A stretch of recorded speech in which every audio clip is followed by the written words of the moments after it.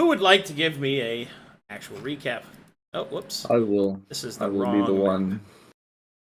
You guys left this map. You know the people who like always see similar shapes in clouds? And it's like, oh look, it's a bunny. And I'm like, it's just a fucking cloud. I have that, but with like Euclidean geometry and dicks. I'm just like, oh my god, it's a dick. They're everywhere. That's all I see. So you're like that guy from Superbad that just kept drawing them? It's like that, but I just see them like Everywhere. like my brain just outlines them in every like My possible bra outlines them. His brawn. Oh, wow. He's the brawny man. Anyway, please save me, Waymaker. Get me out of here. Here I come. Alright. Last time on Sagas and Solace, the Severed Thread. Oh, hang on. Let me get in character. Because, you know, I want that inspiration that I can't use.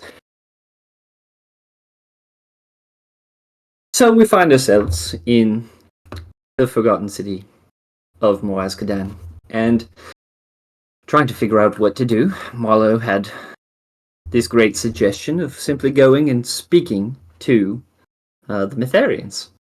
And so, I didn't want to be immediately recognized. So I made a disguise of myself being Telry, being Marlowe. Because I thought that might help. In any case, when we did approach the Mytharians, I kept mostly to the shadows and mounted a ballista that I found, while Marlowe explained to the Mytharian captain everything he'd ever seen, touched, or licked since arriving on the continent. And then he handed him the Shard of Oblivion that he's been carrying in his pocket this whole time. And I'm still unsure as to whether it was wise of me to not shoot the Mytharians, or to not have shot Marlowe, but in the end it seems like that may have worked out for the best. After this, Gruul was rather put off by the developments of what Marlowe had done, and declined assisting us with going and scouting the dwarves to the north.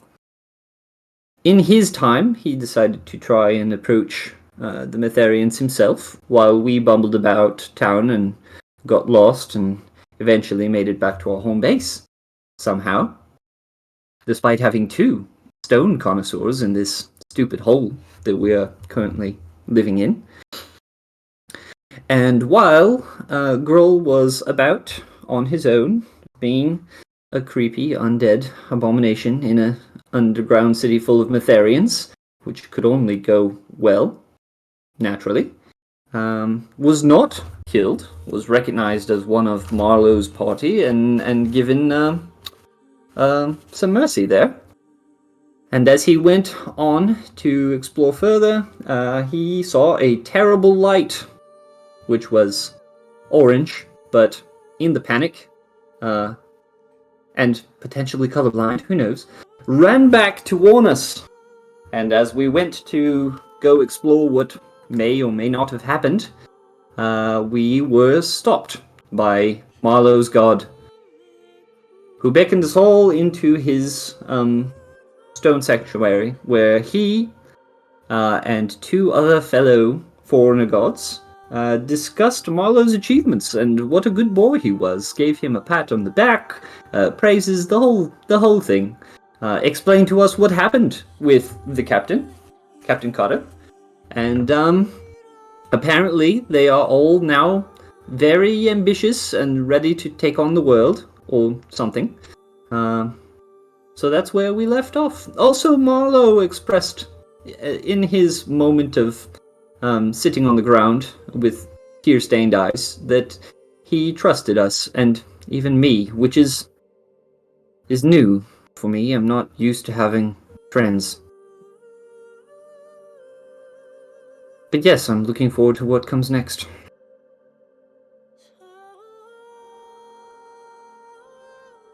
Alright, good. Unfortunately, I cannot give you any inspiration. I already have it. We can stack them, right? We just can't use them. Yeah, by the time we are allowed, then it's just like, oh yeah, I'll just use inspiration on all of these rolls.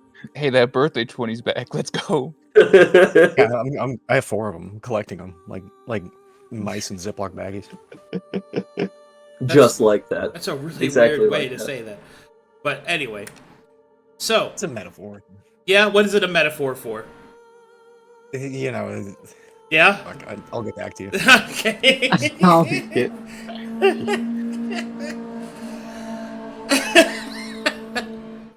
All right. So, as the party, what was she? Ruminates after the discussion of the gods, and they have left the stone sanctuary. What do you guys do next? Immediately. There was some indecision as to whether we were going to go investigate the Mytharians for ourselves, despite already knowing what they've done, and where they are, and what they are now.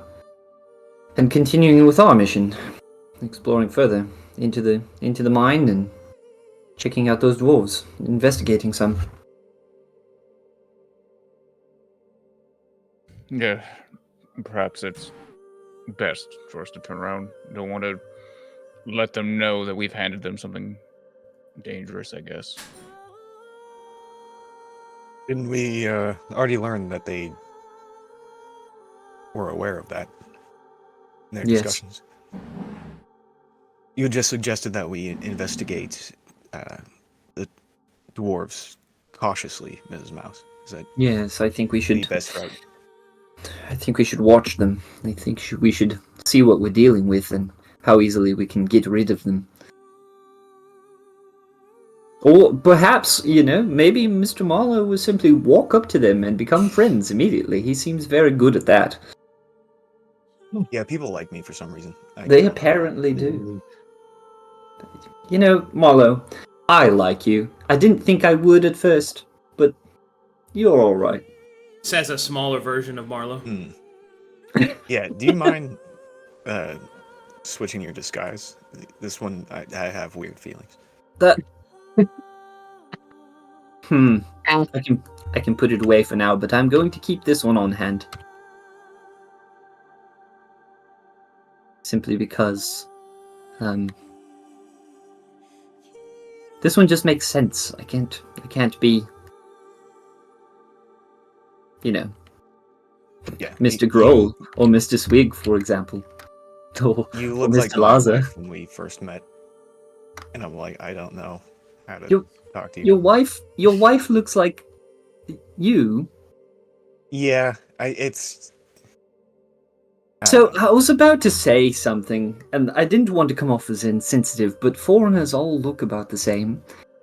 And you just told me that. Really? Wait, maybe you think it cat looks bo- different. The cat boys and the fucking cat people. Well, kinda.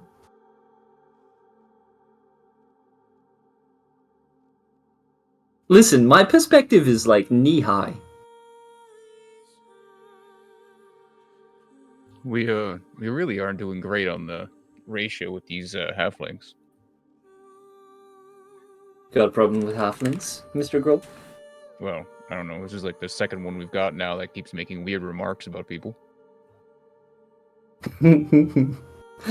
Anyway, on to task. Shall we? I'm sure Mr. Chrome is wondering what we're about. Might as well head back. Yeah, let's reconvene with them. Let them know the good news, I suppose. Okay.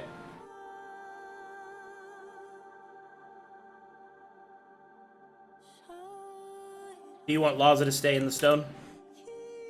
Yeah, if you can. He'll nod. Tip's hat. Feels like every other He'll go back to day. playing on the computer. Is that what that thing is? The stone comp. You guys ever played Pitfall? That's what he's playing right now. Nice. Nice, a classic. I figured he'd be a Tetris kind of person. You would. Racist. Partial to lemmings. Man. Okay. Where are you, Chrome? We were at the edge of the cavern Aspen? or Well, ravine. yeah, but do you stay there? Oh, I sit into like a very high pit spot. Oh, high. right. You went up Yeah. here. Yeah, Then I flew down to check on Barrows just in case he's not laughing too hard. Okay. I will adjust everyone here. Oh. Alright. Oh. Excuse me. Do. Ah. Hang on. Let me adjust myself once again.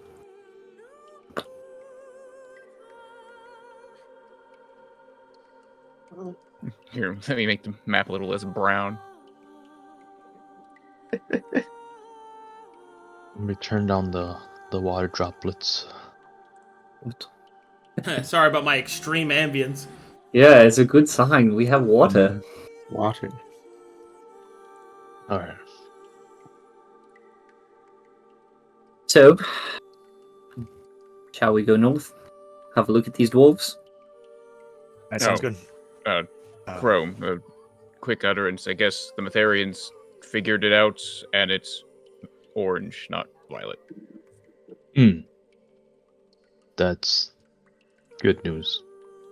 I Well, guess it's not depends violet. on who you ask. I don't know. It's better than world ending and world not ending. Did you see anything while you were keeping watch?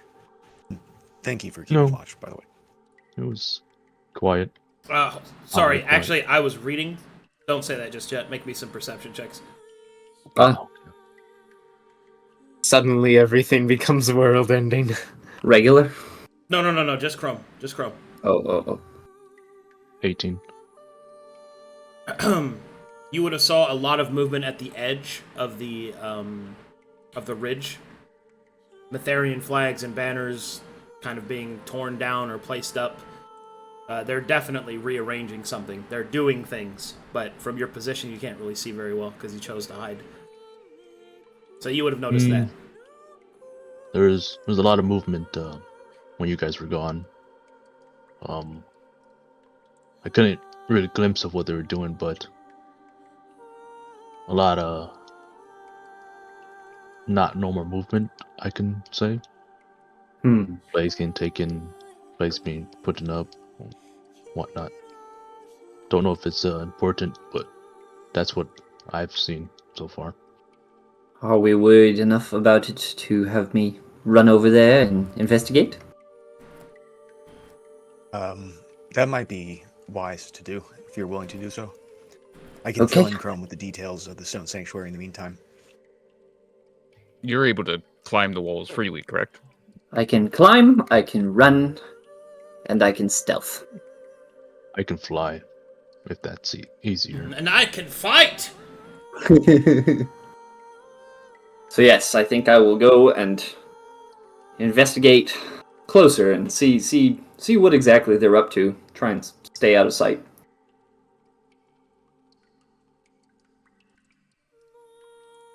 And I'm gonna take like I'm going to wow. activate my tattoo so that I have spider climb for, I guess it's an hour.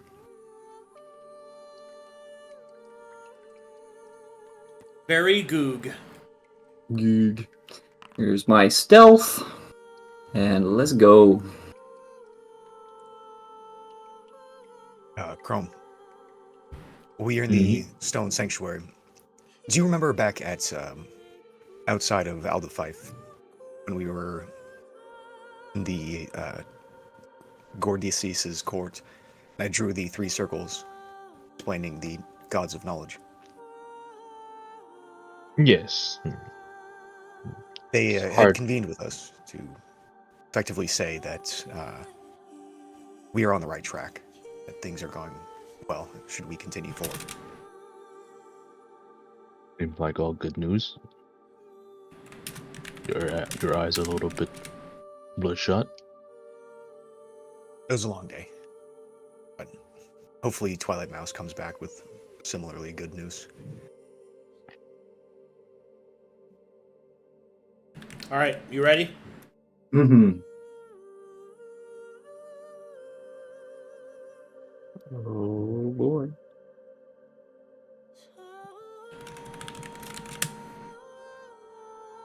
Okay. Where are you? There you are. Come here. Blah, blah, blah, blah, blah, blah, blah, blah, blah. Du-du-du-du-du-du-du. Where is he? Insert stealth theme. Where is he? Where did he go? Must have been the wind. Must have been. All right, Twilight Mouse. With 24 stealth, you start to make your way across the battlefield, through the trenches, and eventually you come up to the other side, where the Metherian lines are. You can see that the flags and banners have been taken down and have been moved back into a sort of defensive position. You will also see, as you get closer, that there are strange signs. Every once in a while, you can see a strange crack in the wall. The crack showing, at least to some degree, a small semblance of the color orange. Eventually, as you keep following, you come upon what you believe to be the exit of the city into the main entrance.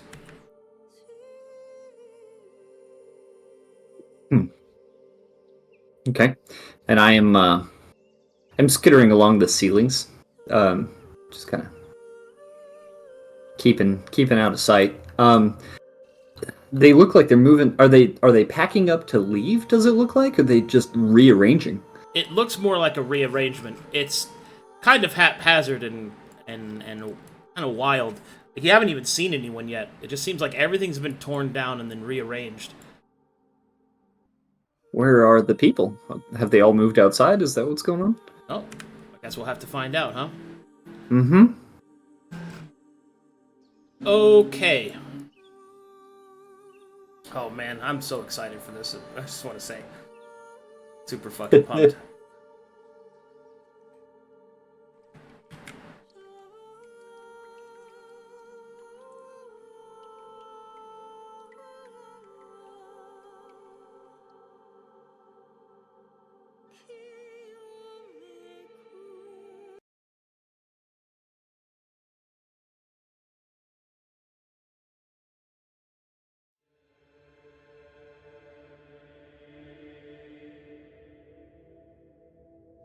Alrighty. As you exit and come out through the main entrance to the city, your eyes have to adjust as you can see that it is on the cusp of dawn. And now I will move you to this map. Okay. I think to myself about how I hate how my eyes work. They're fantastic in the dark. Then the sun comes out and it's... Okay. Let me know when you're loaded. 99.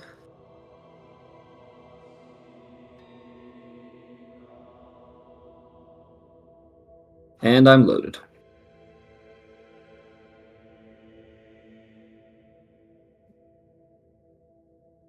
Why, what big teeth you have, Gate. Okay. Map is active. You may do as you wish. Okay.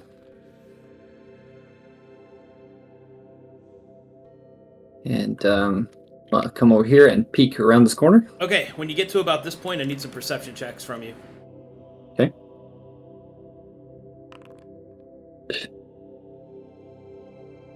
Seven. 7.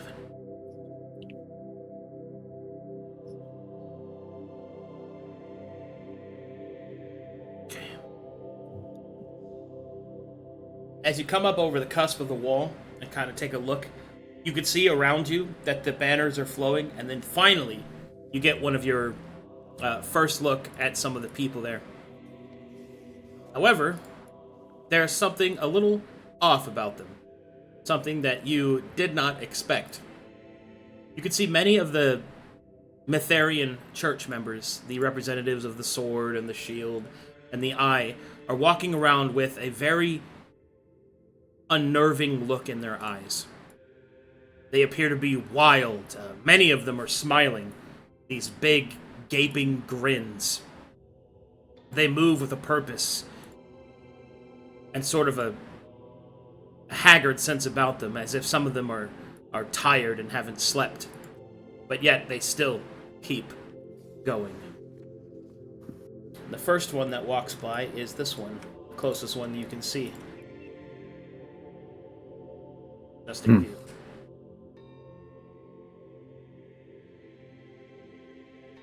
As he walks by, I'm going to crouch down behind these barricades.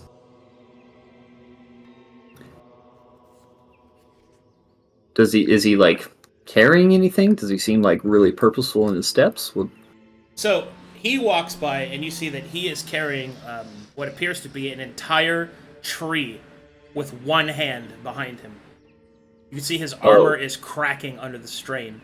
The wild look in his eyes are burning with a bright orange light, some of which has even caused cracks on his cheek.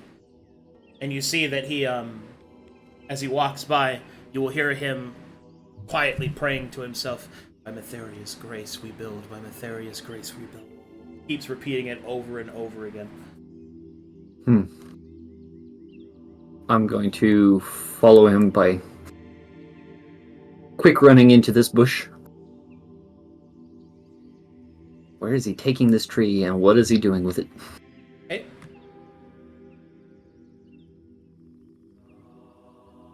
You see that he approaches a platform that has been hastily constructed here that leads up. Oh, hold on, chat. Let me adjust the view for you. There you go. Camera should be active now. You can see that he's approaching the ridge, carrying this log behind him to what appears to be a built platform going up over the side of the wall.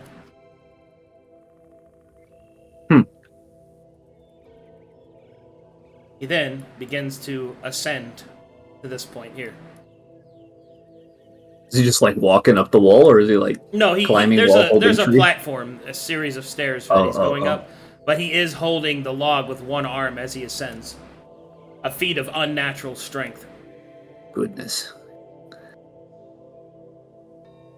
So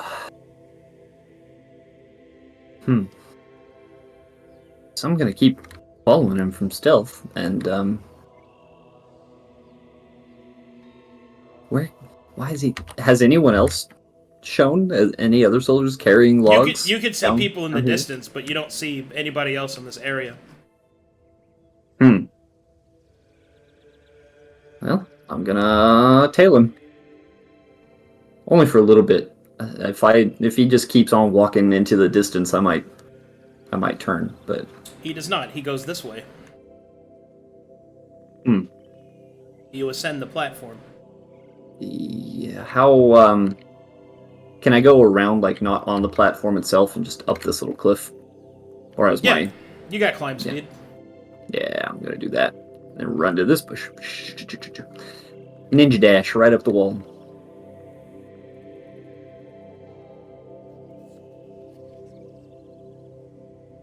And so he walks upon a path carved out at the top of the ridge line here. And as you kind of follow him here, make me a perception check. Okay. Please be better than the last one. It is.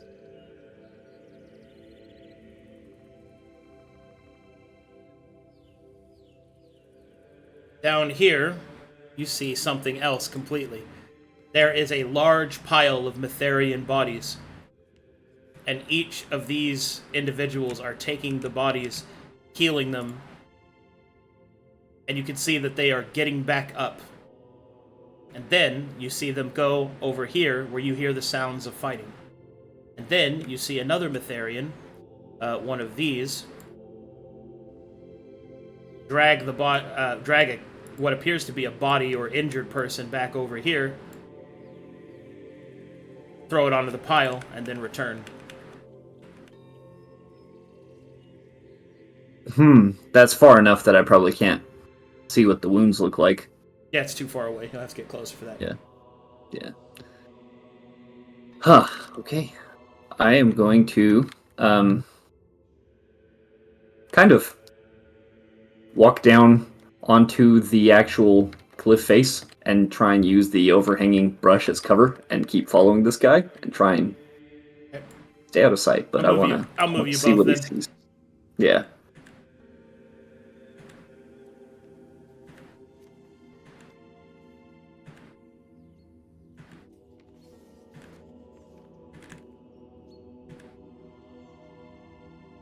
You can see here, there is a large pile of lumber that is slowly being gathered by other Metherians.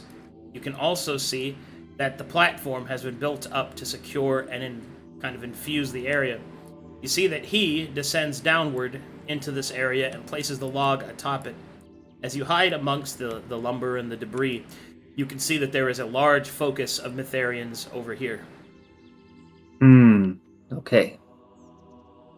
Lumber guy has outlived his usefulness. I'm going to come over here and see what's going on with them. Okay.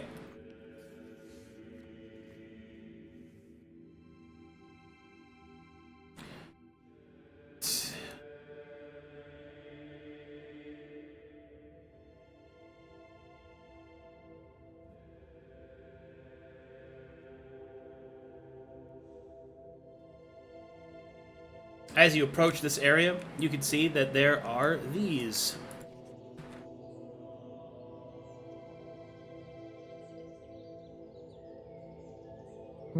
Their hands and arms are raised up into the sky, praising Metheria. You can see the same glow of orange in their eyes, as the light that they normally put off, the pallid white, has an edge of orange to it. You can see old runes in the earth have begun to appear, ones that are not Metherian, and standing in the center, you see this. Captain John Carter stands at the edge. You can see that his eyes are completely aflame with orange, whereas others only have specks and pieces. His are nearly completely overwhelmed. You can also see that in his left hand there is a broken, melted gauntlet to his hand, of where he, no doubtedly, had held the crystal. Or the focal point, rather.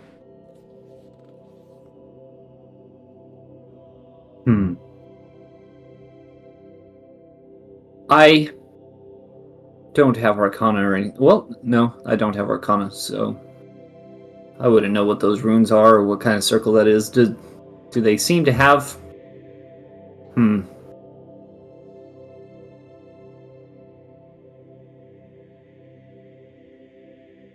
Do they have, like, an obvious intent that they're doing? Are they, like, chanting out loud? Or they... You have no idea. Do you have religion trained?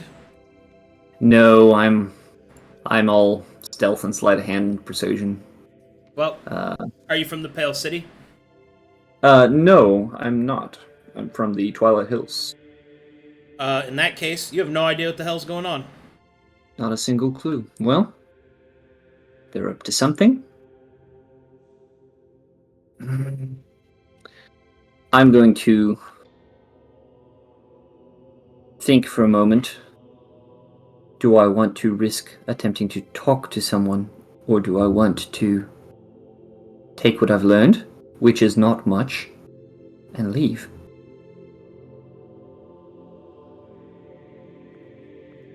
I'm going to pull out the amber locket.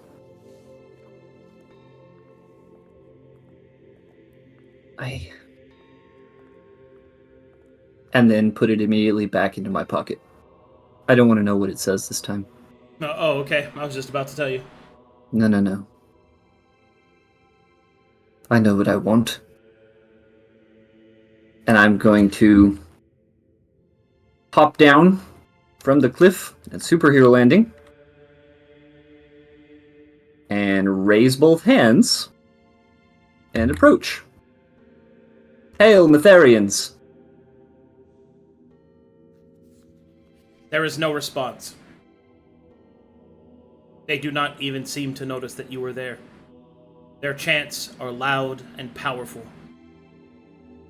As you stand there, in the midst of it, you can feel a heaviness in the air, one that you hadn't felt before. And although you might not possess the capacities to understand what is going on, your body reacts as normal. There is a warmth that flows through it. Power. Pure, unadulterated power. No filter, not but what ambition desires. Pulses outwards from the Metharians.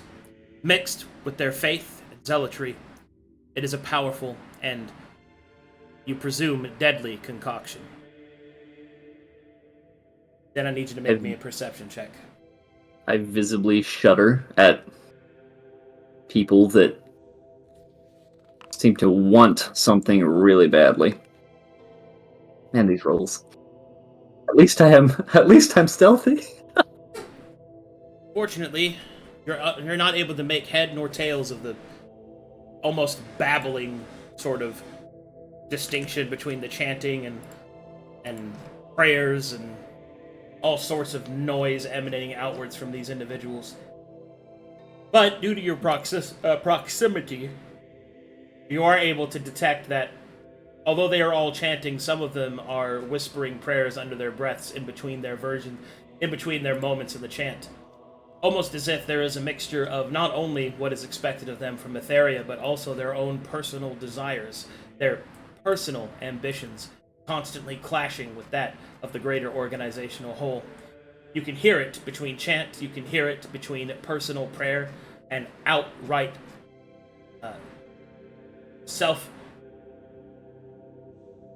self-focus in visualization of those goals that they have.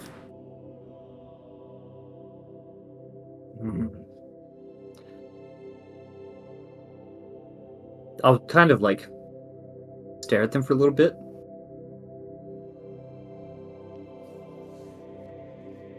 Kind of want that.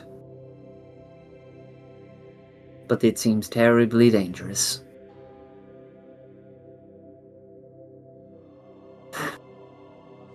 Not today, Abby. Not today. And I will, I'll peek down here. They've got, like, buildings and all kinds of stuff over here, right? Yes. I'm gonna see if they have any useful goodies. Oh, hold on. That's like a 30-foot cliff there that you're trying to go down. But also, come back over here. As you turn to leave, something happens. Oh. Oh boy. This Hand of Metheria starts to scream. And as she screams, it's the only thing that really jettisons out the chants from the others. The captain will move forward and begin to point at the others, and you will see bits and pieces of armor, broken and shattered weapons are, for lack of a better description, poured onto the Hand of Metheria as the orange light starts to move over her body at a rapid and alarming rate. Do you do anything?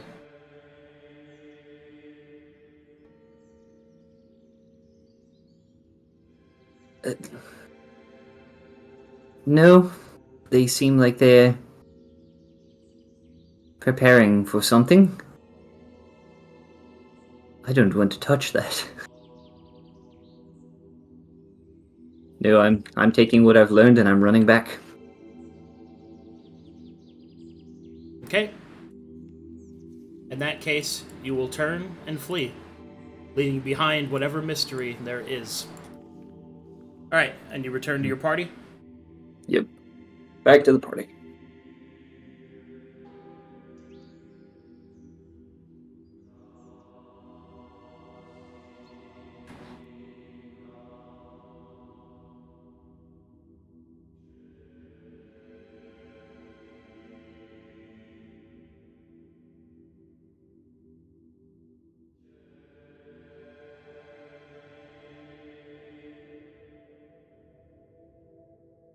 Here we go.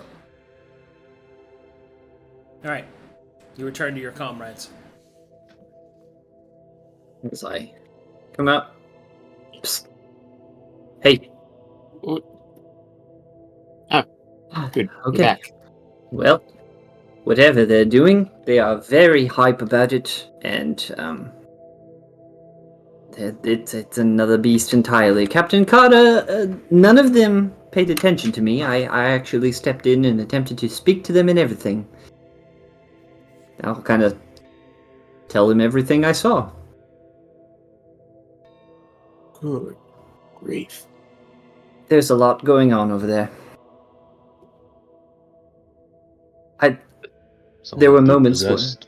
Well, yes, and there were moments where I thought perhaps I could have done something, but nothing seemed...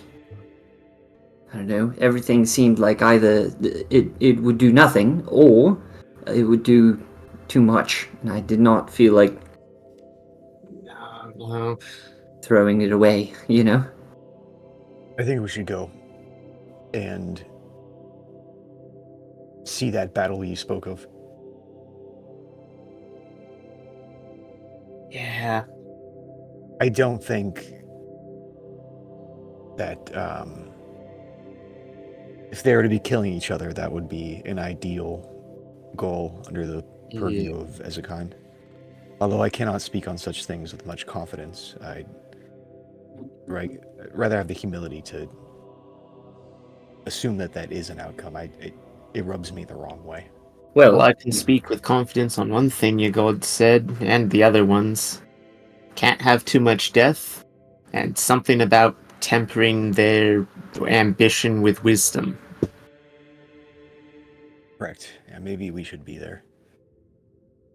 We're the only ones with our heads, I guess, currently screwed on straight. That sounds horribly wrong for me to say right now. We're not. I hate to Should suggest... we- I hate to suggest a thought here, but I'm going to anyway, because can't help it. They did not seem to pay attention to me. Maybe we can walk out there, but what if they, as Mytharians, under whatever power they are currently under, do not take kindly to, our undead friends? Or the apostates. Well, Yes. I don't... We're still the ones that talked to them originally, so I feel like Carter... There was a lot of stuff. There were a lot of things over there that I could not make heads or tails of. I think Marlowe and Knarh, at the very least, should go and check it out, because there were things I couldn't read, and words they were saying I couldn't understand. They seem agile. They seem incredibly strong, at the very least. Well, And spend all that time with Telry learning how to read the Bible for no reason. if they're going to be our enemies, which I don't think is the case, but if there is going to be conflict, we should probably hash it out now before we tackle the other half of this coin, which is the dwarves of this place. It's best to know, if we're both currently facing the same direction. If nothing else, it'll still assure our alliance holds if we can get a conversation going, right? Well, Yeah. you're welcome to try. I cannot hide a soul, so maybe we're just figured walking. we just walk there. Yeah. Here we go then. Sounds good to me. I need to save your expertise in that for when we head back up north. Talk to the dwarves. Mm-hmm. Should I do a quick primeval awareness before we get to the exit? Maybe The when way- we're at the exit. The way they were moving, I would not be surprised if they've made all kinds of progress since I've left.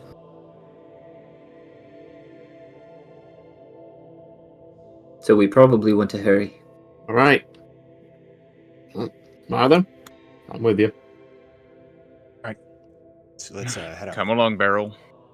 We're all going. All right, I'll move you guys. Whee! Get in your barrel. Come on, Gruul, it's quite comfortable. A sigh of defeat. Oh, I'm inside the stone. All right. Bro, you're in a barrel. That's crazy. It's so funny, I'm alive. That was good a bit. That was pretty good. That's so funny. I'm alive. Turns into a fucking shark. Let's prioritize looking at the battle first. See if there's any infighting. Perhaps we can get a moment of a word in with one of the others.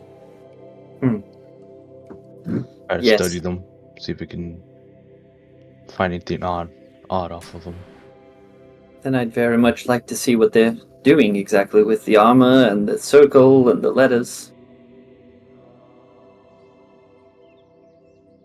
Yeah, lead me to that. One thing at a time.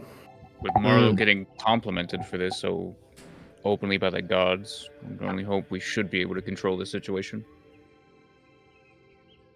He was complimented by knowledge gods for handing them knowledge. It's not always a good thing. Let me know when you're loaded. Loaded. Loaded. I'm in. Yep. Okay.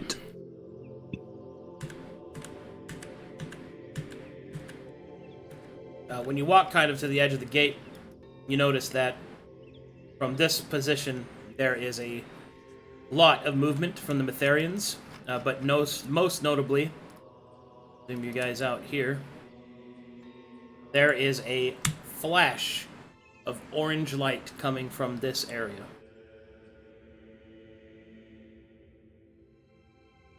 Well, would that be where you saw the stuff happening? I kind of point. That's where the circle and the armor and Captain Carter is, yes. All right. But the combat and the fighting is definitely fighting down this way. Is there any fighting going on over here? Not where you could see. It's in the distance, down into the depths, through the low-hanging clouds down here. But yes, you can hear it from here.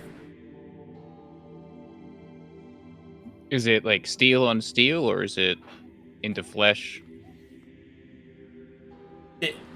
It's fighting. It's all of those things.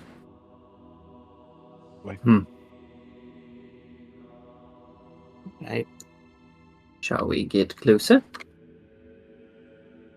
Should we prioritize Carter or the fighting? On the way to Carter, we'll probably get a better eye on the fighting. Well, then you're going the wrong way.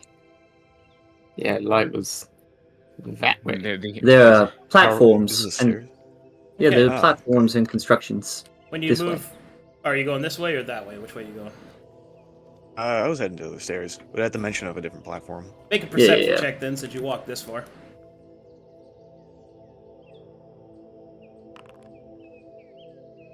You see up ahead that there is a Metherian Myrmidon.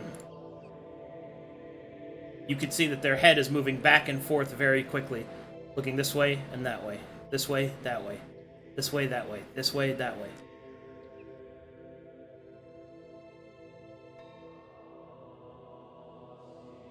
Does he seem to be in like a trance? You'll have to get closer to find out more.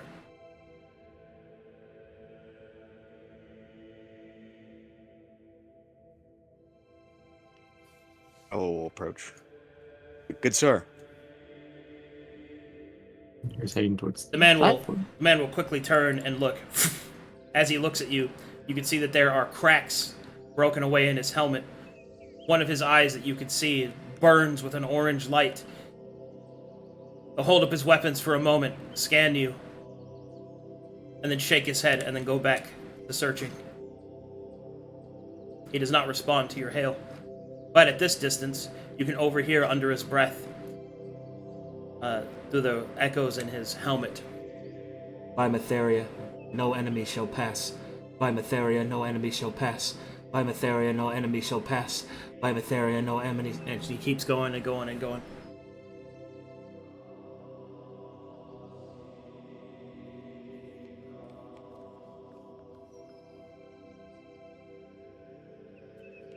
Well, the Myrmidon over there seems to be looking out for criminal scum, so to speak.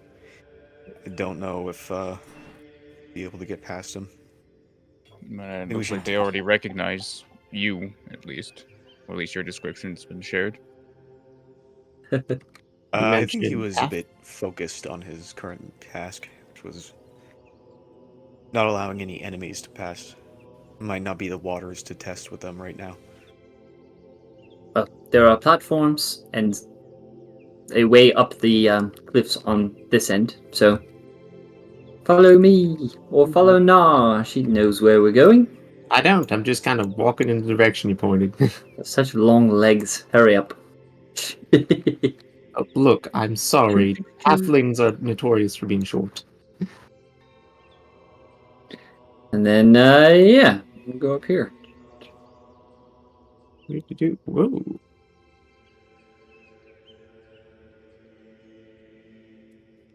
We'll wait They're on the others.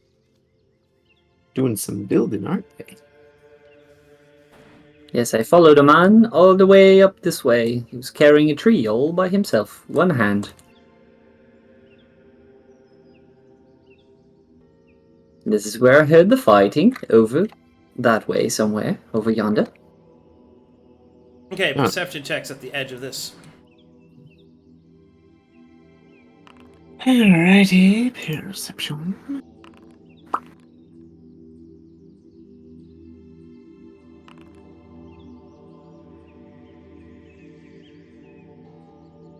Alright, with those much better rolls, you're able to see it in a little bit more detail.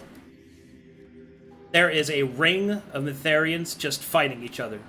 Flesh, sword, mace, hammer, doesn't matter. And at each one that falls down, one of the eyes here will dip in, grab them, and bring them back here for them to be healed to return to it again. Every once in a while, one of the ones that come back will have a slightly brighter orange twinge to their eyes. Which one would you say is the brightest color of orange? The three brightest are these. I'll martial check the Redeemer. See what's going on with them. As you martial check the Redeemer, you see... You guys have identified them before, right? This group has? I believe so. Yeah, we were fighting the Minotaur. Oh yeah. Oh yeah. I guess Okay, with the Minotaur we did. In that case, while trying to figure out what's going on, while you're martial checking it and looking deeper, you suddenly feel an unnerving sensation that something else is watching you back.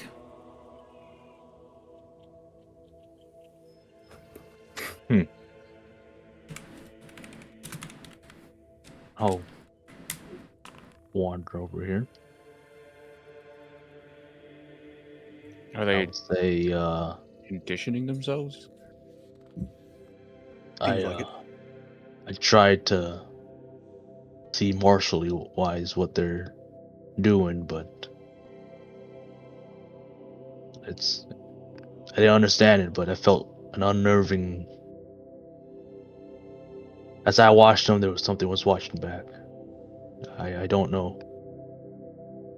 This This color stuff seems a little more dangerous than any of us thought. Gruul, Chrome, you're more fightery types. Does this seem like some sort of conditioning training or something? Or extreme, yes. I don't know. They keep speaking of ambition. Well, they did say in the mural thing they're gonna save Matheria. Where is she at? Demon Waste. You best be tough stuff if you're going in there. Anyway, Seems that they're honing their ambition, so to speak. It would make sense that the ambition of the foot soldiers is to be better fighters. well, whatever's going on up here is much more creepy. Behold. Oh. Ooh. All right. When you get to about this point, kind of just hold right there.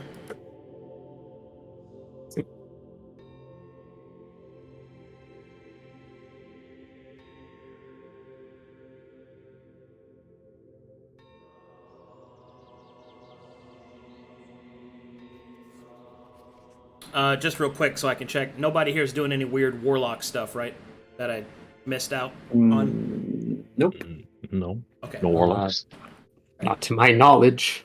No. Just making sure. No.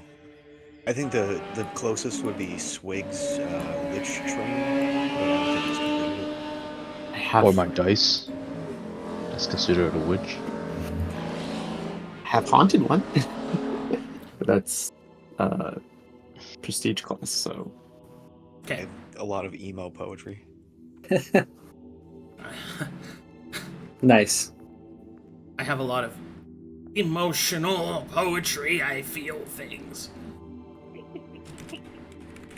My ambition.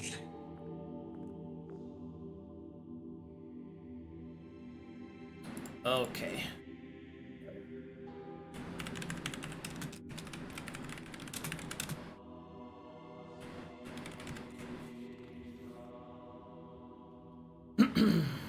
One moment, please. Oh boy, here I go killing again.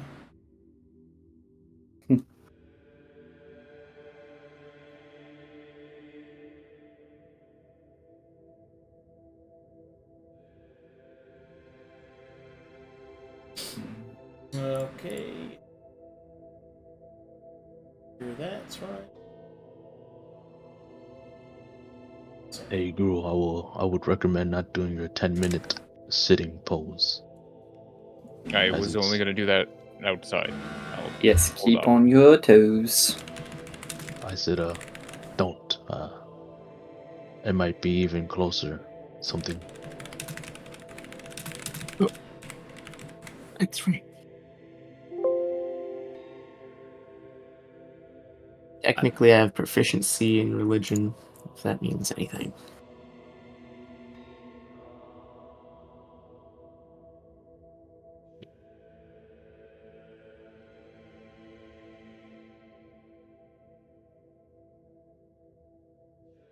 Moment.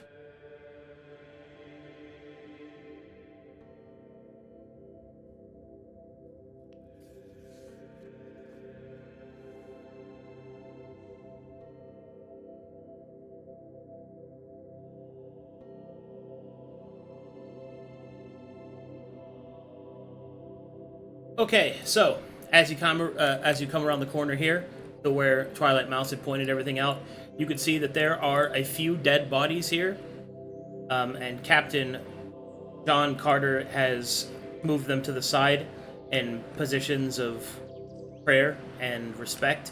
But there is a miasmic mass of metal and flesh that's coursing with orange light.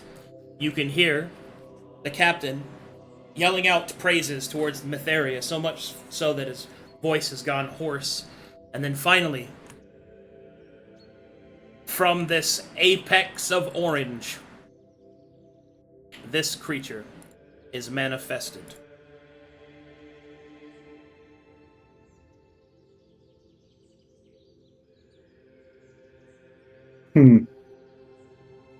Hold on to your butts.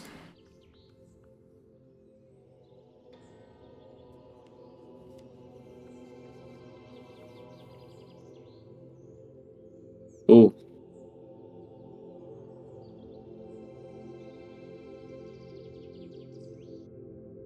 All right. As this creature comes into full manifestation, Captain John Carter will continue to raise his broken and gnarled hand upwards as orange light washes over the area. This creature begins to surge, and lights within begin to flare up. Runes upon its blade begin to shine, and I need all of you to make me martial checks.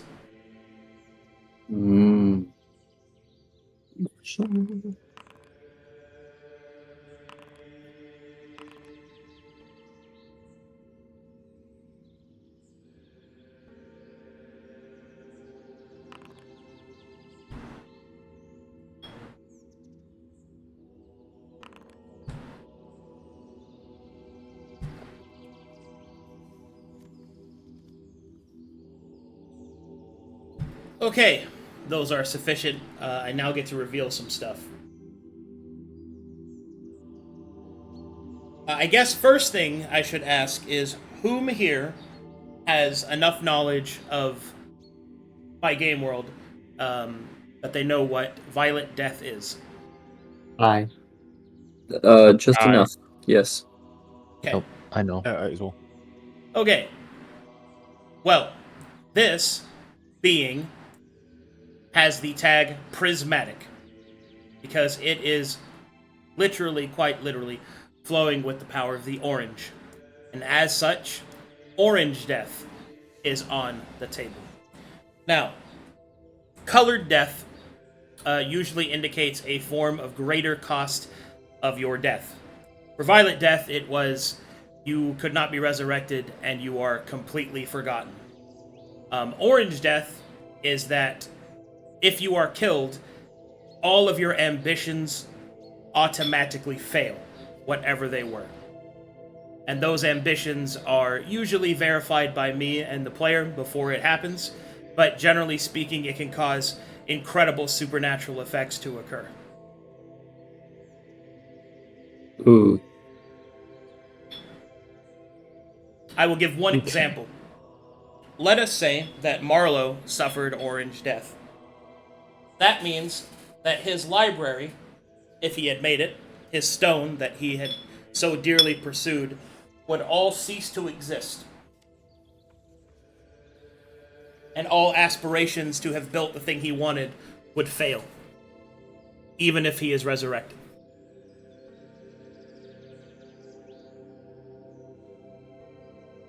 To be killed by the color orange is to have your ambitions killed. Quite literally. Well, alrighty then. So, that creature causes orange death because it is a prismatic entity. And for those of you that understand such things, prismatic creatures carry their respective color with them, and therefore are, at the most basis of baselines, incredibly powerful. So, even though this creature is properly leveled to your experience, it is several tiers above anything else of its equivalent strength. So keep that in mind. Wow. We here feel threatened by this, as it's Yes. It is... You feel threatened because you just saw a tiger. And you are food, even if it's not looking at you. You get what I mean? Mm-hmm.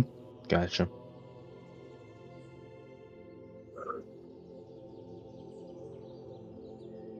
So tread carefully, is what I'm saying.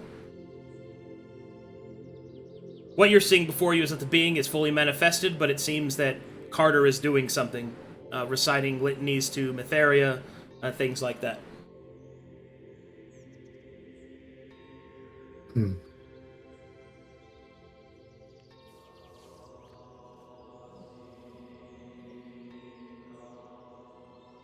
this entity feel the same entity that was staring back at me? Absolutely. Which is also unnerving. You heading off, Marlowe? Yeah, I'm getting the fuck away from here. If we approach, it should be from the road, not from out of the bushes. Last time I approached from out of the bushes, and they didn't seem to care about me. Yeah, it does seem that they're. Well, I guess he's gone. Wasn't there like a platform here? You said. Yeah. No. Yes? Yes. Yeah, Yes. you can go down that way, yeah. Oh, where's it? It's right here. Just right here. We are making makeshift platforms in our imagination, Mark. Yes. You've just got to believe. This being's clearly not blind. I'm not. Yes, I'm going to let Marlowe. This guy's in here. I'm going to I'm just let like, Marlowe take the That's lead why I on didn't this want one to because hop down. that thing terrifies me. I'm would- standing right with you, Marlowe. Proceed with much caution, as Cool. I know one thing I want, and I'm even not risking it. even I know when something is all over my I'm just gonna head. stretch, crack her neck. All right. Captain Carter. As you call out Captain Carter's name, he does not seem to notice you. He keeps speaking litanies to Metheria by her grace, by her might, by her love, by her hand, by her eye. And he just keeps going and going and going and going. However, Forward. this creature will turn and look at you. And as the creature turns and looks at you, Marlowe, you for a moment see a flash of your future self. Your endeavors completed, a great library where all those come to share knowledge.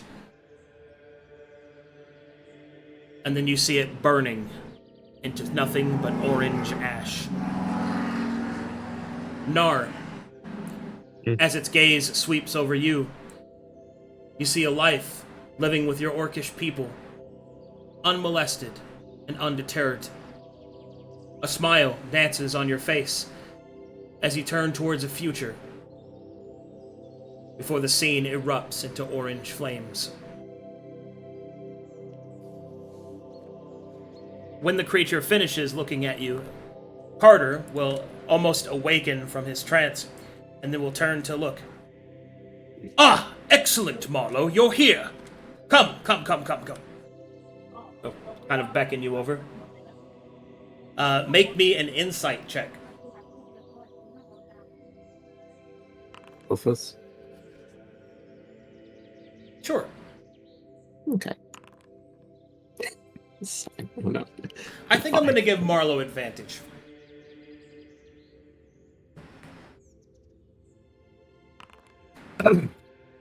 So, Marlowe, as you kind of look into Carter's eyes, you see the same orange light burning bright, but there's something about his movements. There's something about his mannerisms that seem somewhat familiar. And then you recognize what it is, because you've seen it before, perhaps even felt it before. Obsession.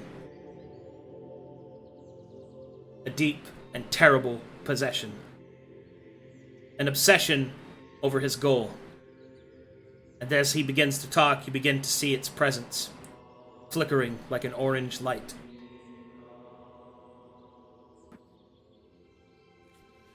Captain Carter will continue. I'm so glad you're here.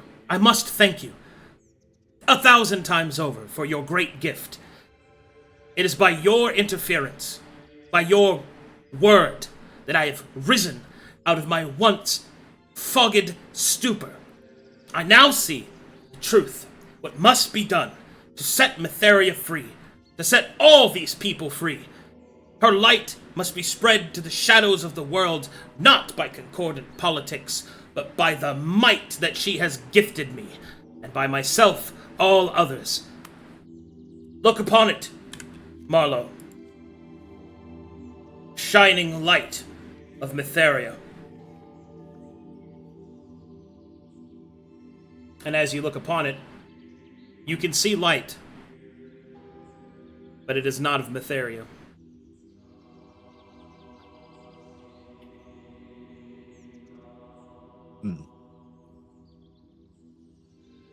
Knarh moves forward and looks at Carter.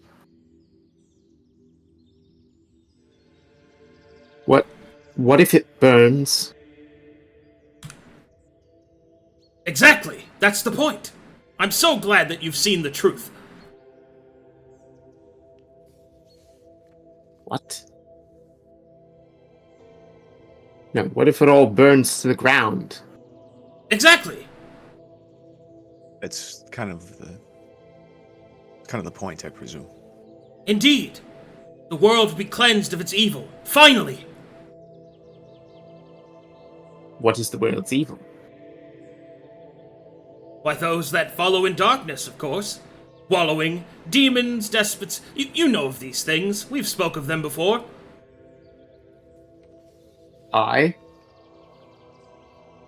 Theria claims states were evil. Are they not? The man will look at Knarh. Make me an insight roll.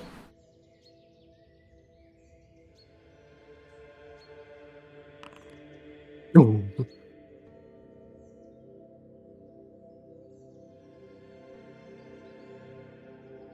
I You guess as well, it's, Marlowe. Evil is whatever the fuck tickles his fancy in the moment. Am I close enough to hear you guys speak, or? Insight? Yeah. Yeah. Oh, thank God. Damn. Marlowe, you can see that the maddening obsession in Carter's eyes tell you that if Knarh keeps challenging what he's doing, she will die. Might want to lay off. Man seems like he's kindled the flame of ambition, so to speak. And you I can guess hear them, we yes, should bro. probably Okay. Looks at probably Marlowe. cut to the chase. Ah, I see. Gives a slight bow. I had given you a piece of memory that I had hoped would have led you to see your goddess, where she is currently trapped and enslaved in the demon wastes. Indeed. It is by this revelation I've realized that all of our efforts have been misconstrued. It is why now the path forward seems so clear.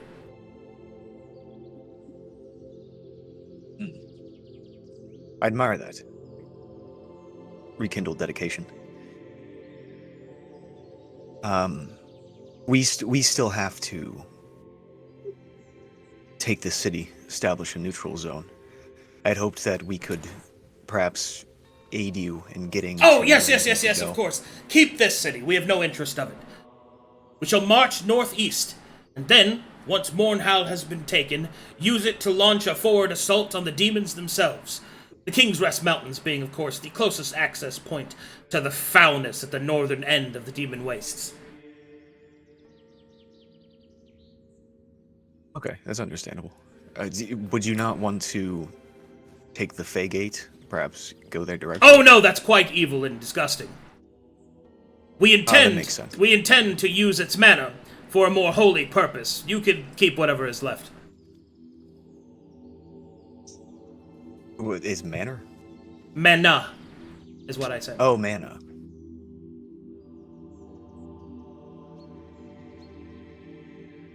Sorry, this is a bit lost on me. I'm trying to understand. This has taken me by quite a surprise.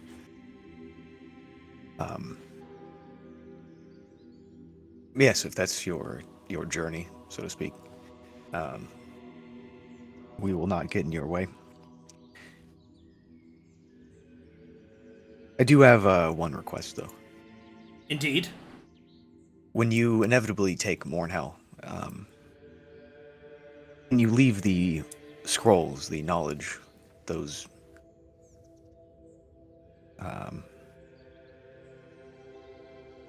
reserved. That is my ambition. As you speak that, John Carter will respond, "But such scrolls would be He'll turn and look behind him, as the burning presence of the orange light will look upon Marlowe.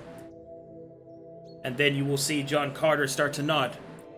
I suppose such a thing could be arranged.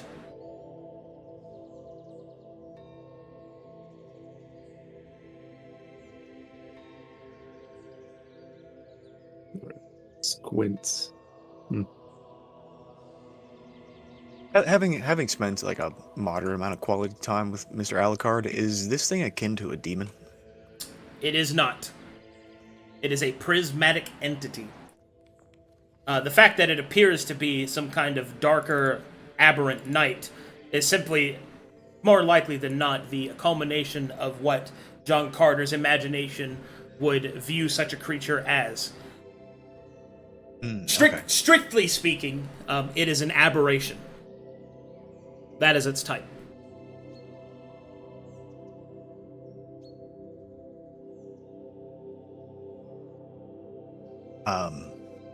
Marlowe will kind of try to piece together his words and look at this creature and say, are you of the orange? Are we to address you? John Carter will speak. It does not speak in words. It speaks in other ways. I'll give a nod to that.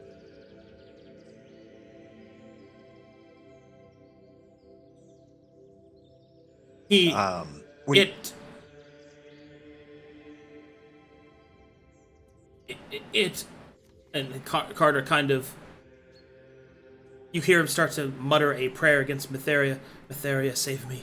Mytheria, save me. Mytheria saved me. Mytheria saved me. He'll switch from saying saved to saved. Mm-hmm.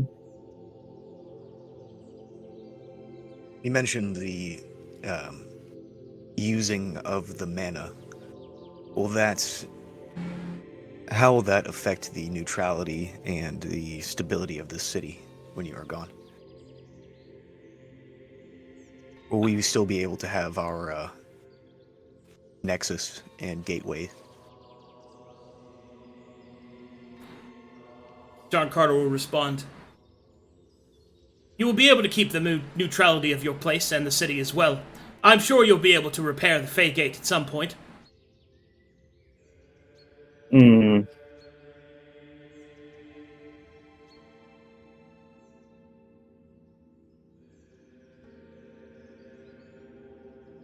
Oh, they're talking about messing up what we came here for. Well, this is by the will of the gods of knowledge. I'm sure I am no one to question such things. I hope you are successful in pursuing your ambition and finding your lost goddess. If there's anything you need, let me know. Marlowe will give a bow and kind of walk away. The man will nod, and then we'll go back to... Wait, that's it? We're just leaving after that? He Yes. seems to be preoccupied. Let's hurry back. To where? It's time to pack up. We leave. There's nothing here for us anymore. We still have the Fey Gate to address. Do you know anything about repairing the gates, Chrome? I certainly don't. No, I don't understand. Why would That's the issue I don't like. How does he know it is broken? No, they're gonna break it. Take You're the gonna mana. take the mana from it. Oh, okay. But wait, I don't understand. What part of this would make you be praised by your gods of knowledge? This seems destructive. Completely completely counterintuitive. That's what's getting me at the moment. Did you I'm not gonna mind read three gods who seem to, for once in a very long time, have come into accordance with something. did you ask what they saw? What was within the crystal? Well, it wasn't violet, that's for sure. So I'll leave them to it. Well, you just said that they're going to be a detriment to our actions that they're going to. If they're coming in to take things from this place, they're not going to stop with the Fagate. They're going to raid the whole place, empty it out, and then leave for their own I ambition. think they're going to wash through this place like a tsunami. And instead of having to fight for this place, we're going to have to be rebuilding it. Then they move to Mornhal. They take Mornhal and probably walk across the mountains south. That doesn't seem productive. How will we get a network? Isn't one of the people you wanted to get in Mornhal to help guide the network? Ooh. No. Hello. None of that, Atchis. That's not what we were here to do. Let's head back to our house and let these people do whatever the fuck they're doing in peace, I guess. Wait, wasn't the whole point we're here to get everyone connected here and put voice out for what's happening? This place was already going to be a lot of work. Now it's going to be a different lot of work. I suppose there's that. We're still at zero. Status quo. But yes, we should go back to the house and figure out what the plan is now. Let's head Knarr back. steps forward. Carter bows for a moment to see if he'll react. What'd you say? Carter? Careful, Knarr. Carter will look back over. Yes. Briefly looks at the orange thing and looks at him. I understand what you're doing. May it all go well. But these are words that you should heed as well. The prism is whole. Use all of the colors together. Find balance. Be smart with what you're doing. Be wise. Fuck. Carter will start to shake, and then an orange hand will be placed upon its shoulder as this entity steps forward.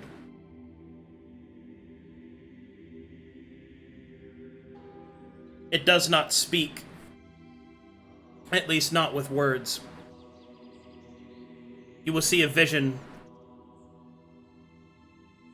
begin to flow through you, Knarr, as the intentions of Carter and the twisted state in which it stands can be seen. Carter's ambition to once take the city in the hopes that it would bring prosperity and peace to the region. You could see his ambition to serve Mytheria, his desire to do so, his ambition to find a place to call his own, to retire. You could see his ambition, one piece of his ambition, burning brighter than all the others. Mytheria lives, and is bound and trapped within a prison within the demon wastes, whereas all the other pieces of himself, embered ambition, this burns bright, like a fire untouched. And the more and more it burns, the more and more the rest of him begins to fade away.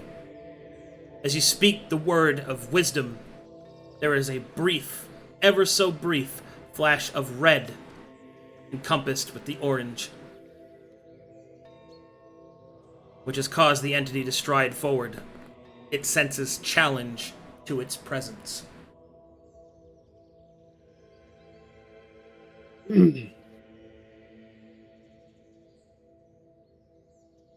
Not challenge.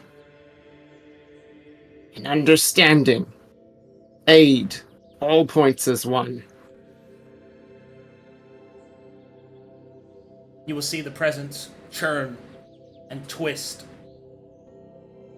The pieces of its armor reallocate. Its weapon manifest and sharpen. And then it will place its hand on Knarr's shoulder. Alright. Thus, to the throngs of fate, It is you, Knarh, of which this burden shall shift.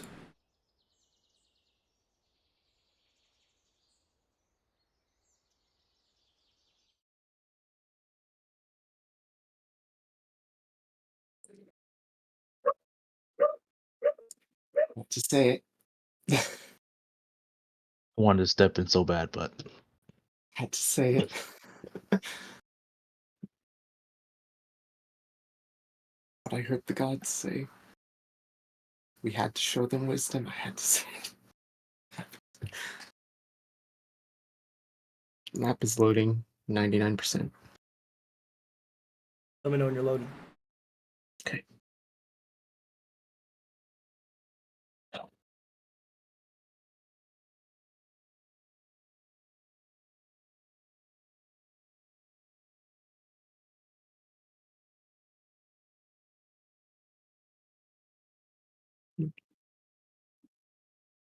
Load, please.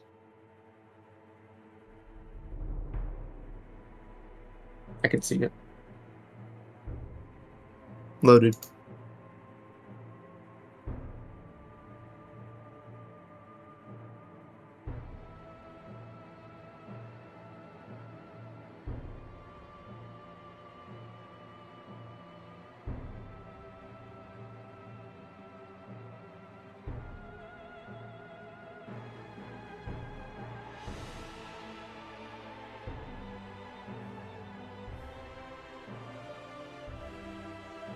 All right.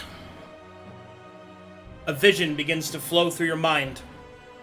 You can see all of Corvanus before you. Each piece of it set up with a sporadic placement of different colors. And then see large splotches of orange that seem to have slowly begun to erupt the continent. And yet, you will see the other colors diminish in different places. The being speaks to you not with words, but that of intention. The ambitions of those that would decide the fate of their own home burn bright within themselves. It is of them being denied the knowledge, the truth of the things they do, despite the interference of those that do know, is what drives the orange light. The entity is not a creature of reason, it is a creature of existence. It is what it is. It senses that you speak the admonym of another color, and it rises to see if you truly believe in that which you speak. So, we're going to put everything on the table now, Knarh. If you succeed, you will have... so I'm going to go through a test with you. If you succeed, you have successfully convinced the ember of orange light to be tempered with the red light of wisdom, and therefore avoid catastrophe and calamity. If you fail, you will be orange deathed. Do you understand? I do. Good. All right. Here for you any way you need.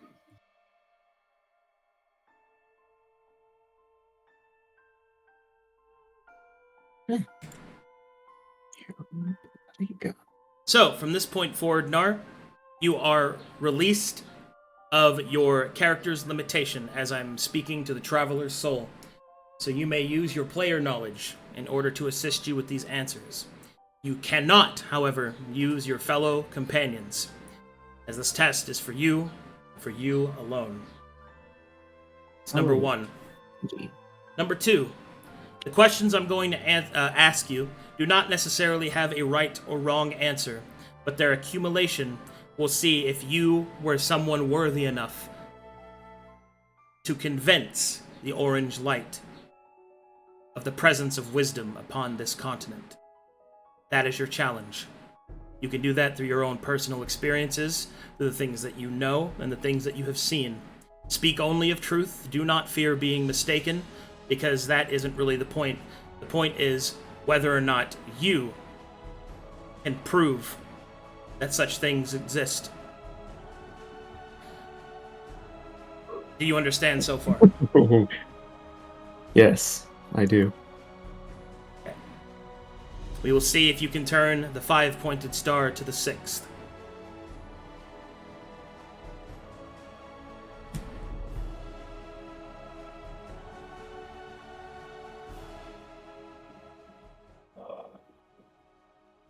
And so it begins.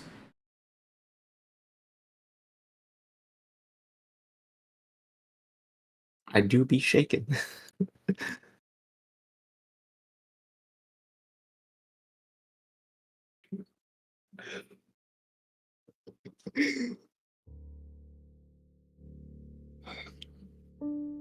Take a long sip of water. All right, here we go.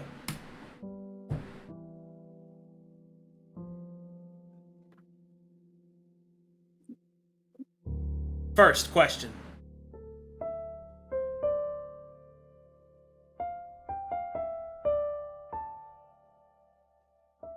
You know John Carter's ambitions. Explain why he should not pursue them.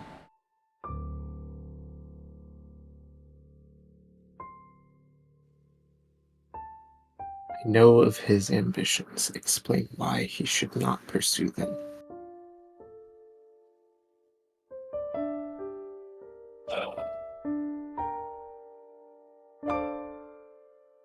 Is there a time limit on this question? No. Okay.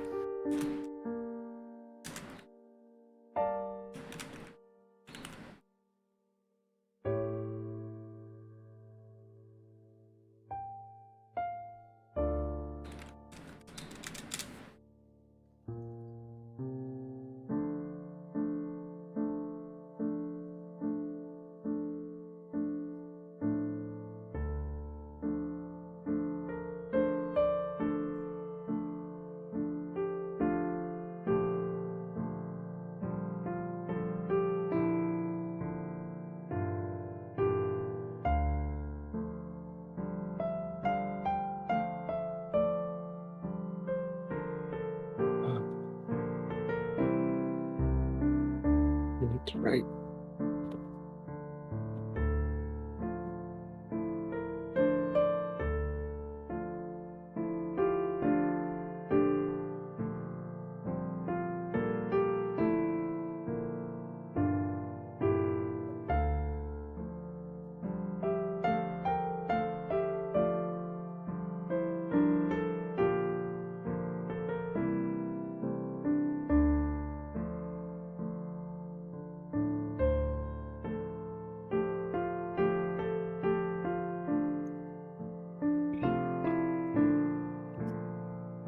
No, it isn't. Okay. It isn't that he should not be pursuing his ambitions. Because everyone needs to have a goal and a dream that is helping drive them. The problem lies with the fact that he is focusing on just one aspect. And from what I have seen, it is going to cause mass devastation to the world. And also from what I've seen of his ambitions, even the small sparks that lie within him, he does not want to just needlessly kill and destroy. He gave Knarh an opportunity to run, to be set free back whenever I was in the Razor Cliffs. Because he also knows that though Matheria's light and everything says apostates should be killed, Knarh was deserving of another chance. And from what I have heard just now, it seems as though he has decided that the world should burn so that only the survivors get another chance. And that helps only a few and not the whole. I do not believe that he should not have ambition.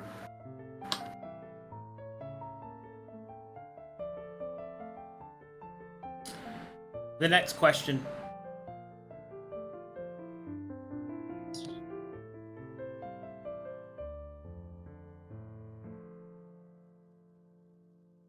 Do the deaths of the few outweigh that of the many?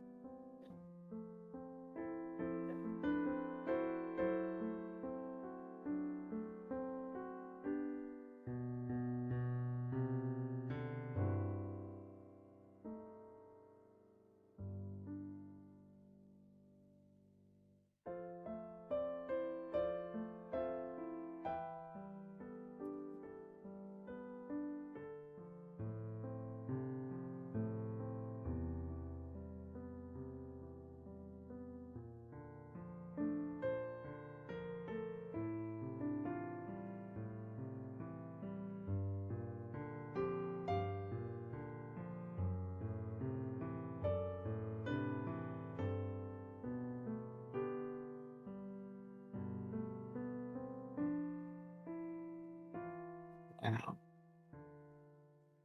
That is a very hard thing to answer.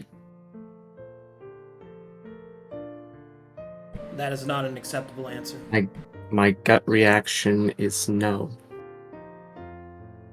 Even Matheria took that choice when she made the choice to kill druids and apostates and to keep the demons locked up. And it has caused a cycle of death after the fact.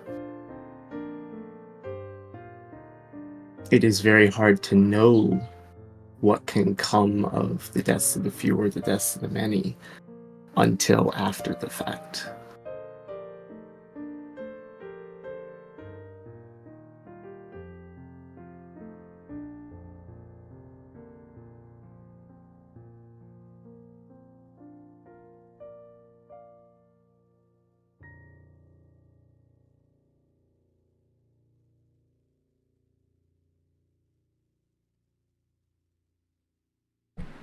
All right, the next question is,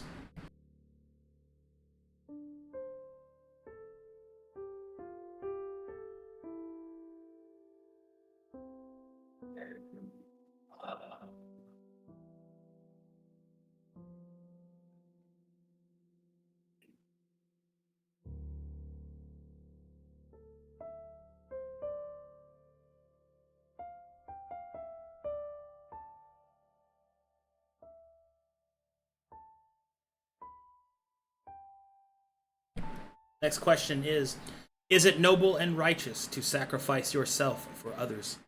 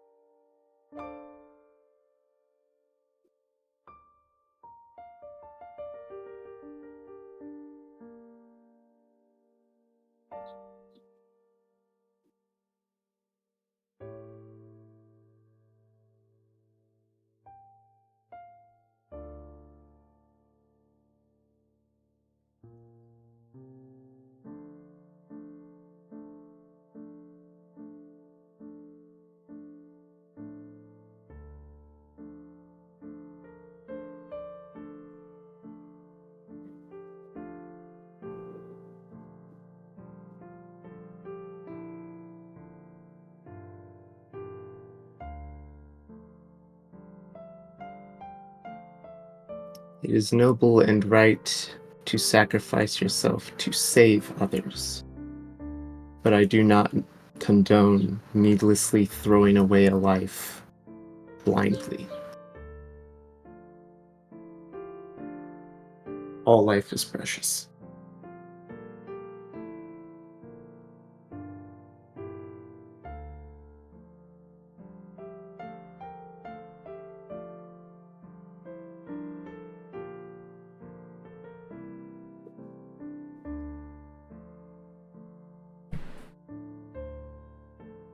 The next question the orange asks you is, then why did you kill Metharians?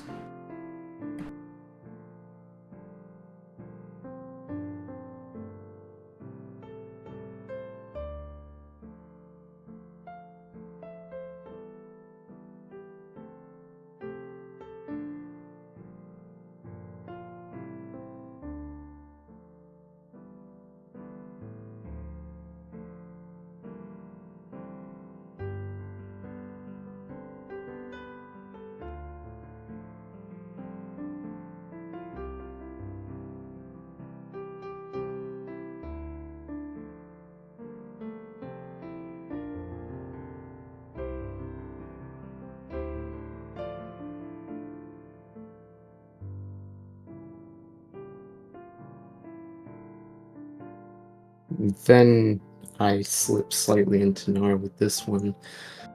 For those I have needlessly killed, I understand and agree with Carter that I should be punished. For those that I have fought, that fought me first for being an apostate, it was self-defense. But I have also tried to save Metharians, such as Captain Hold, Telry Lantern Bridge, and right now with Captain Carter and his men.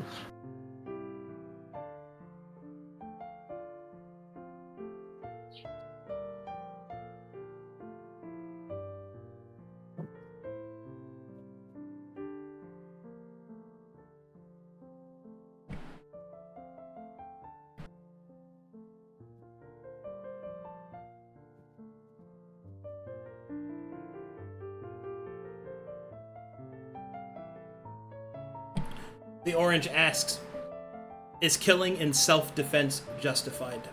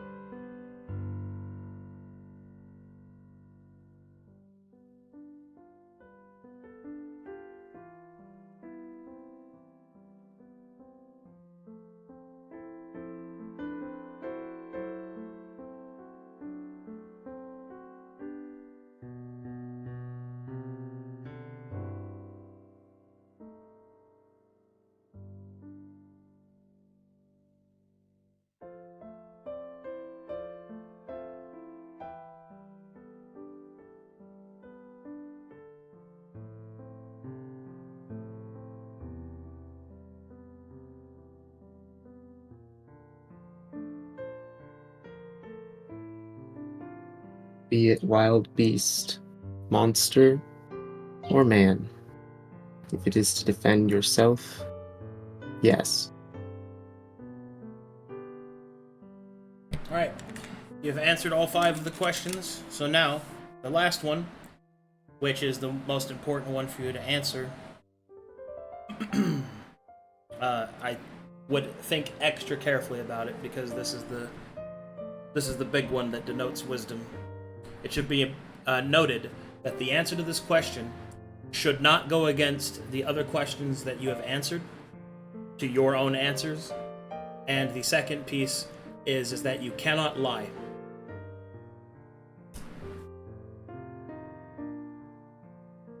Formulating.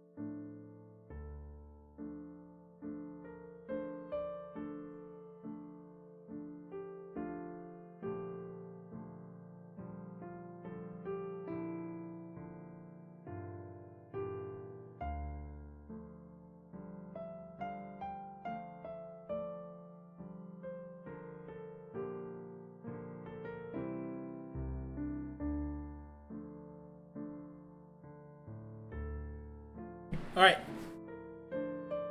Your question is as follows. If the needs of the many do not outweigh that of the few, and all life is precious, and should not therefore be deaths that are needless, and that self-defense is considered a justified killing, and the deaths of apostates necessary, then, is not nefarious killing of apostates justified? Is this ambition not yet complete, wise to allow to finish?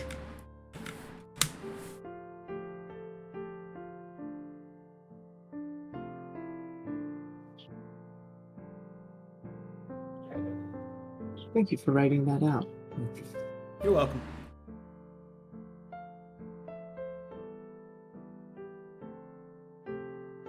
To be clear, the actual question being asked is it not wise to allow the justified killing of apostates through Metheria's church? All the rest of that there is to be self-referential to your own answers.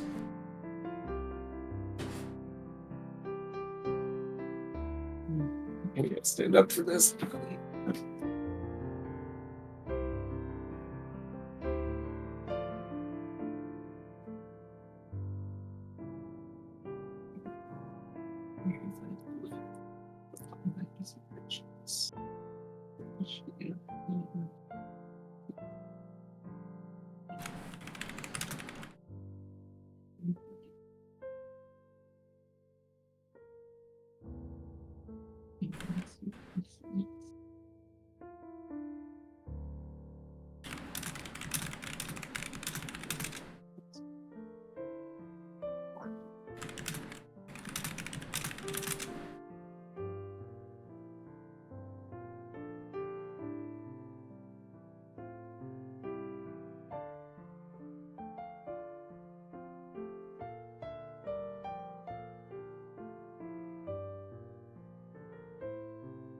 I almost had a knee-jerk answer, but I want to think this one over.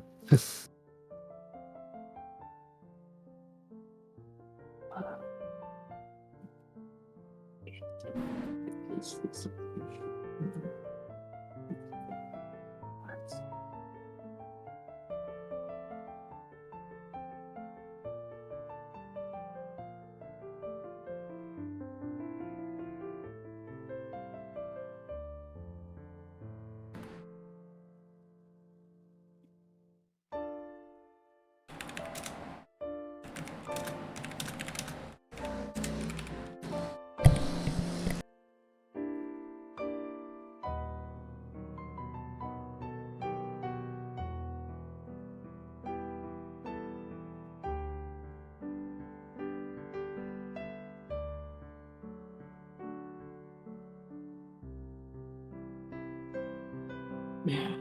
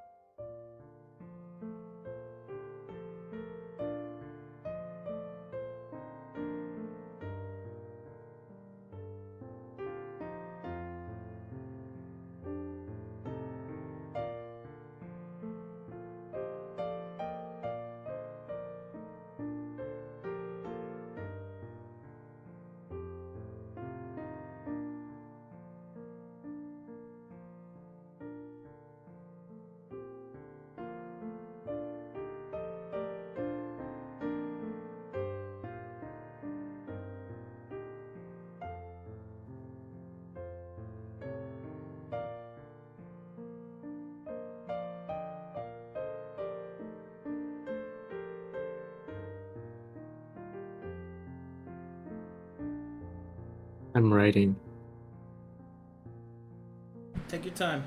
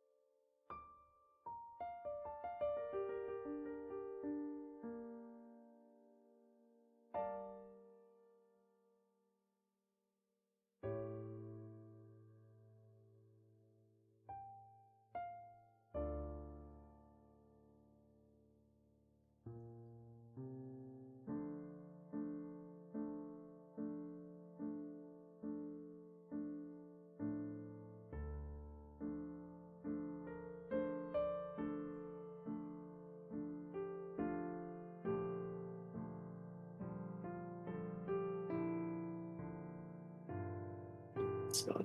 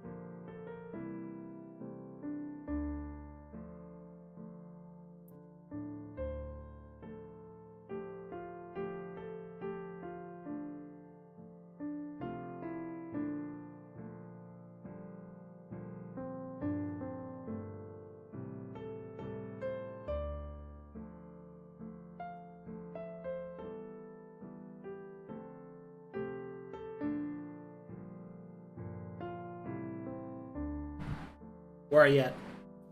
I'm almost done. Okay.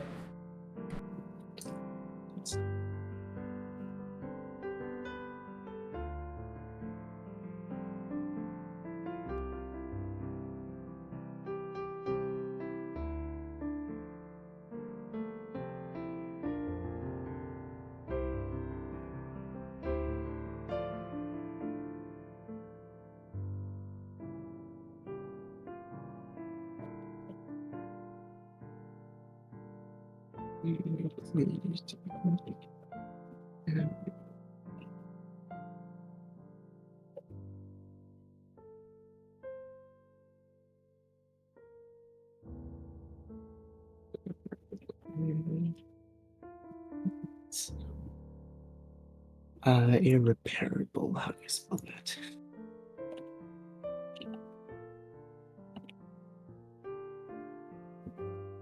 Irreparable. There we go. Okay. All right.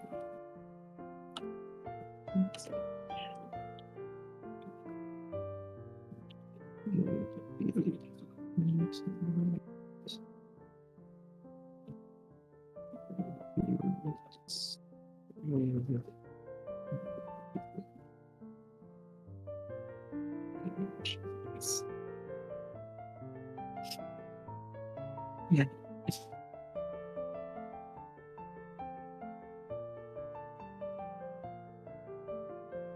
It's been an honor to speak with you. No, it was not wise. It was desperation to try and save her people, and sacrificed many and even herself. If she was wise, she should not have faced the threat of her time alone, or betrayed her allies. The people nowadays are ignorant to the dangers our land face, which is why we are gathering allies to share our knowledge and truth with them. As I have been to the library of Kosael, and I have seen the truth that our land suffers. Completing our ambitions of killing would make the ley lines irreparable, and the continent would be destroyed by the ancients.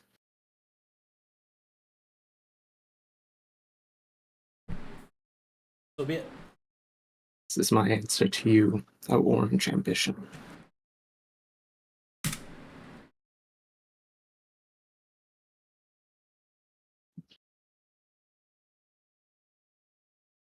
One moment, please.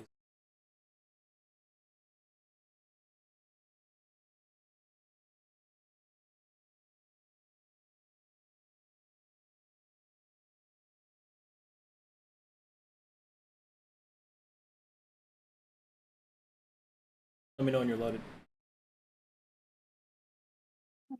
I'm loaded. Mm-hmm.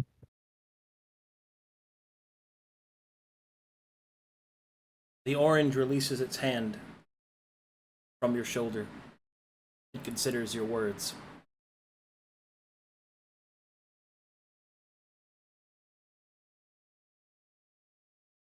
Knarh will bow.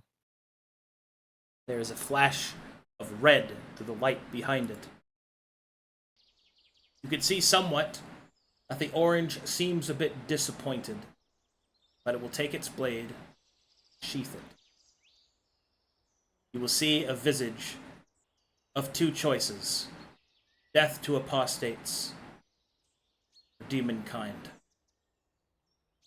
This is the great binding truth that the zealots hold in their core to do these terrible things.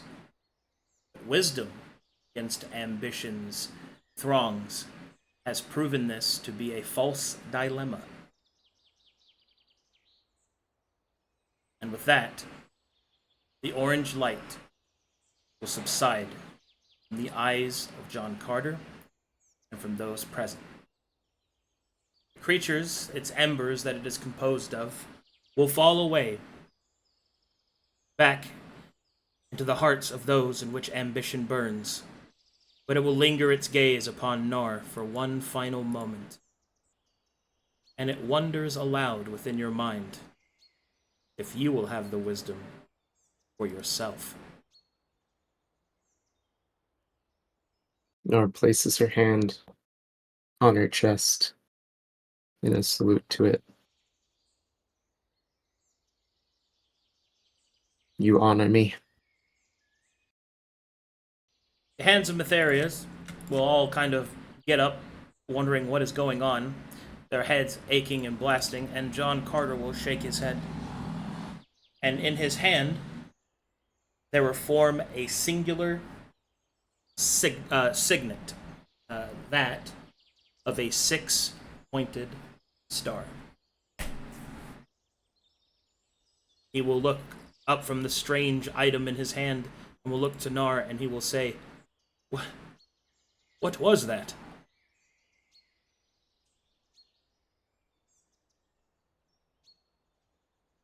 She will place a hand on his shoulder. That was a lot. A lot of knowledge. A lot of understanding. I see. The light showed me much. Showed the end of my ambitions would be. Strange, it felt so good to see them. I wanted it so badly. But now I have pause.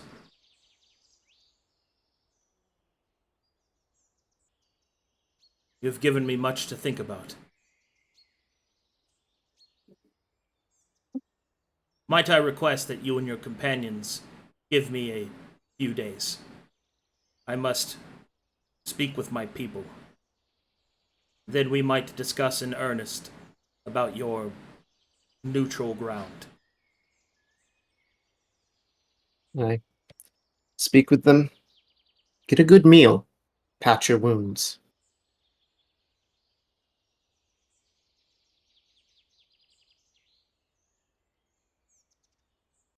Take care, friend.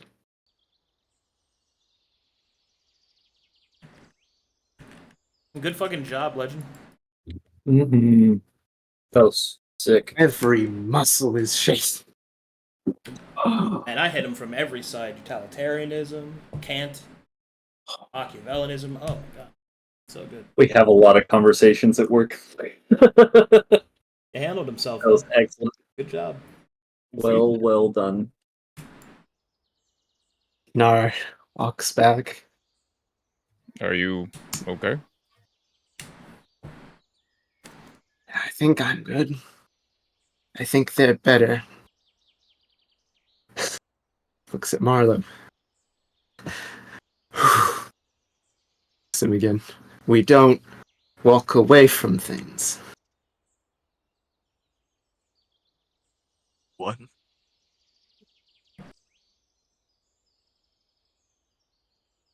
We were I have told no idea what you just did. I just saw that guy touch you, and then I just kind of stood here, not trying to fuck with him. I had a long talk. And you know how good I am at words. Well, whatever you did, nice job, I guess. Seems, I'll make sure to... I'll write you something the next time I visit your library. Guess I have something I can leave now.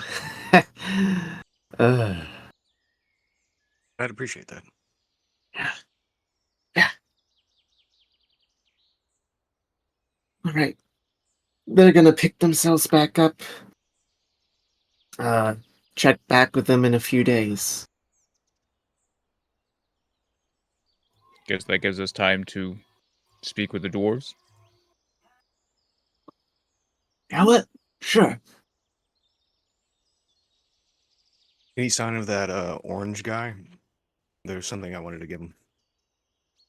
Back at the. He vanished. Let's say no.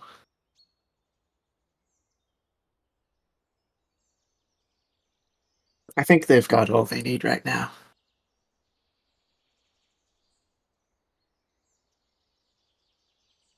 All right.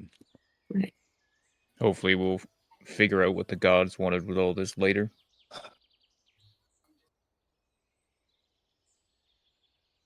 I need a bath. Shall we head back? We shall. You know what? That sounds good. I don't take them often. Where are we going to bathe? That's a better question. Let's just head There back. was so much water in the cave dripping. I'm sure there's something wrong. Yeah, we just collect the I drips. remember that dripping north. Tons Surely of there's water running something. in that cave. But how do you bathe in clothes? Well, you see, you don't. No, I don't have alternate art. Sorry, chat, to disappoint. Yeah. Yeah, I don't want to see you naked. No offense. What if it's Ginny, though? How do you know about that? How you don't know that? Kill him. Miss Mouse, Yes,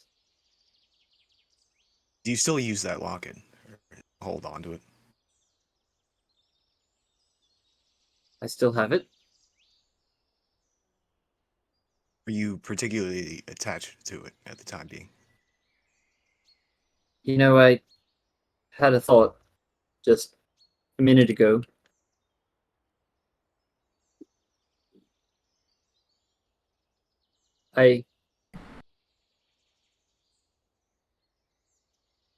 It's supposed to show me my heart's desire.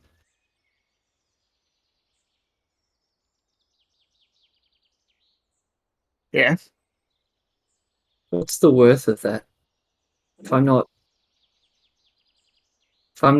strong enough to pursue it.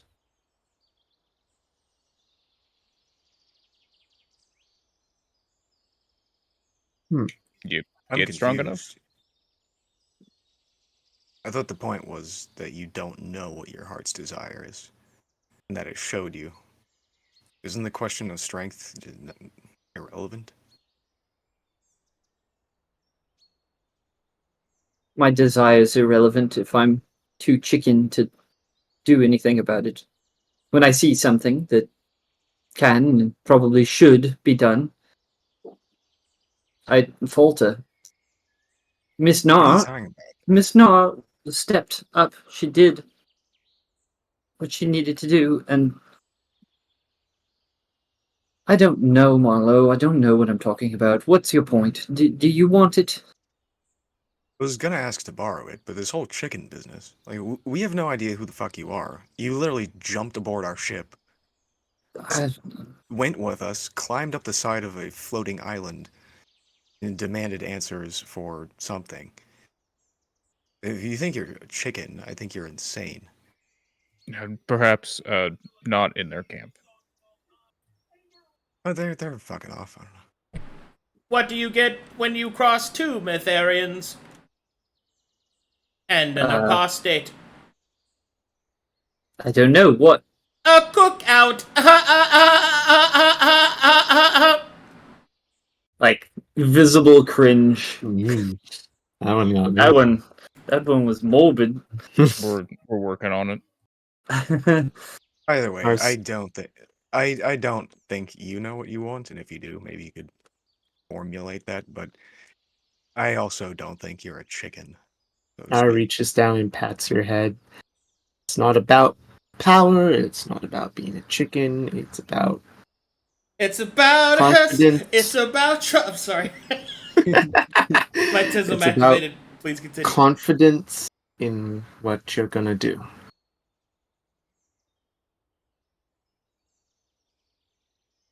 You could have died. I know.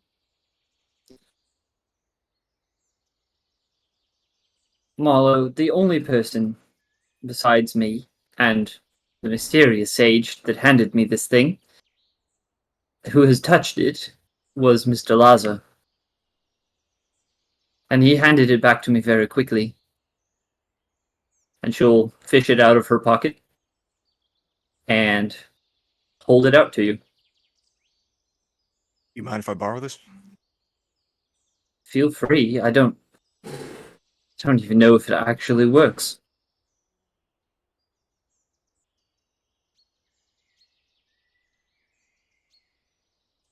Thank you. I'll give it back when I'm done. I won't pawn it off for some strategic negotiation tactic. You know, if I'm Oddly specific. honest, I was about to hand it to Miss Knarh. You want me to hold it? I'll hold it. But Marlowe has it now. let's take back. Do you want this?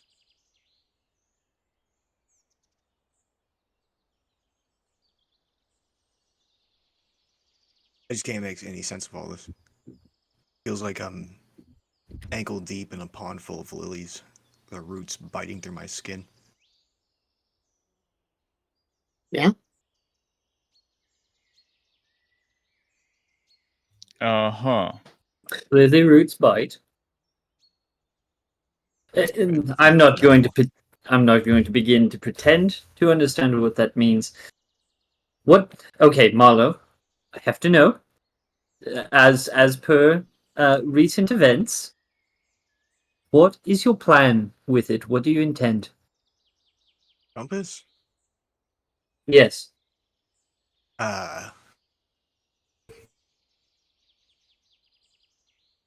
Maybe trying to make some sense of all of this. There are a lot of things that don't line up. I don't have a map to move forward other than take the city. It's right there. And I have no idea what the fuck just happened 5 minutes ago. I don't need this, though. It's mostly just to humor myself in the meantime. If this is something you want, then this is between you two. You don't want it? Give it back. Marlowe As hands it over. decisive as always.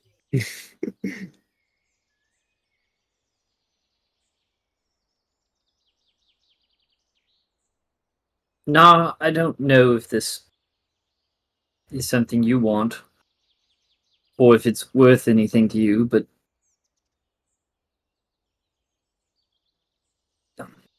I've only ever had one actual friend.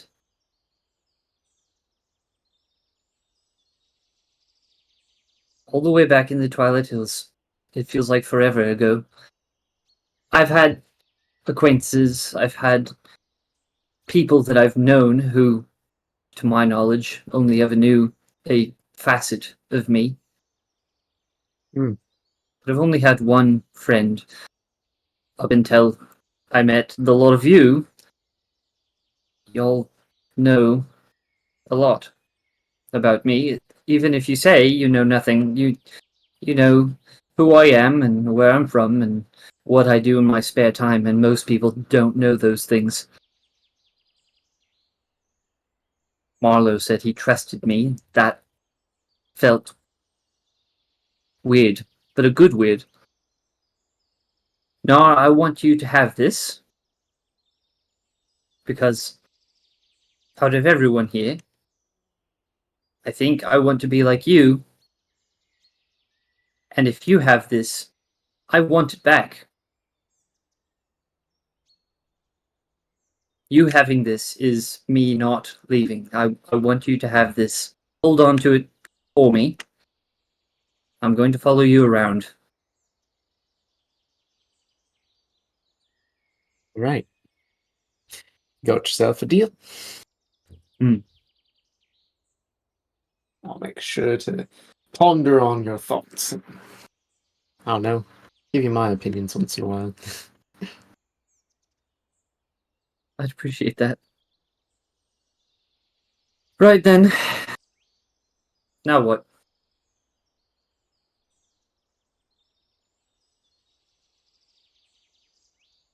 You talk Shall to we the, head back to dwarf camp people? now? Yeah. I suppose that's the next step. Head to camp, head to the dwarves. One step at a time. Bathe with each other? Whatever the fuck. I'm not bathing with you. Wow. Would be the first, I guess. Why you gotta make it weird? Alright, I'll just move Yeah. this.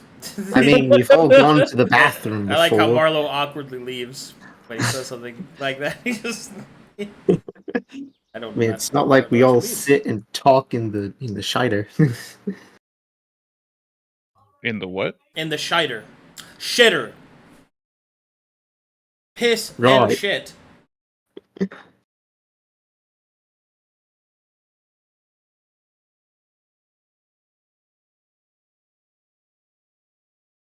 They say shite.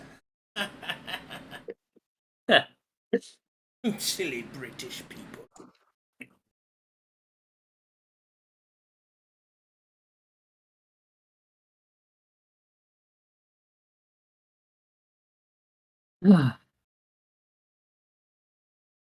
Mr. Gruul, Yes. you're very good at finding things.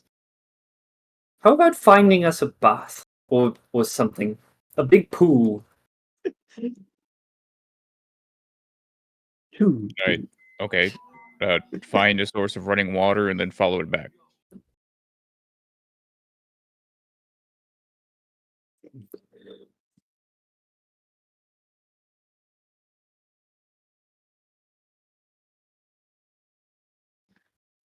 Perhaps when we have some actual time, I'll start searching through an entire city for a bath just for you. So the party would like to return to their home base, yes? Yes. Yepper. Okay. Alrighty, and your next objective is to seek out the dwarves, yes? Yes. Yepers. Okay.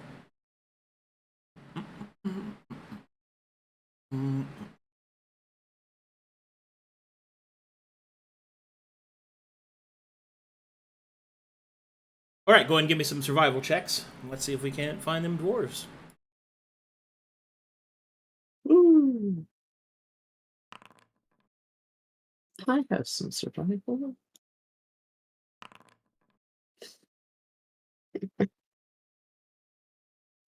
Yes, you do.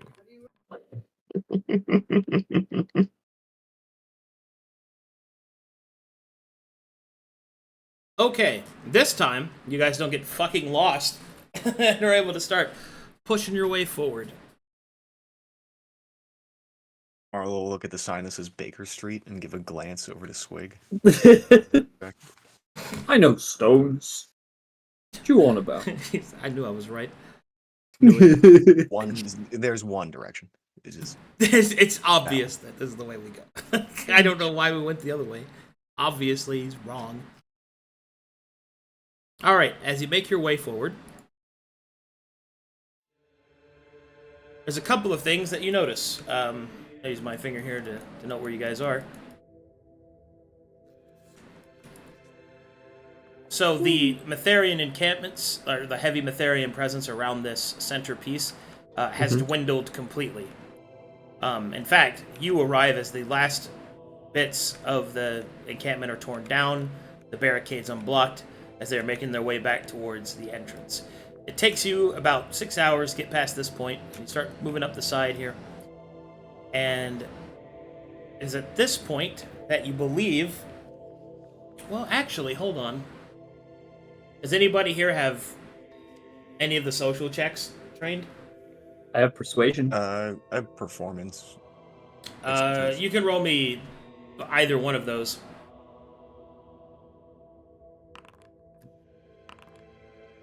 Yuck. So whilst passing by, you're able to encounter a few of the Metherians that appear to be friendly. Their weapons are sheathed.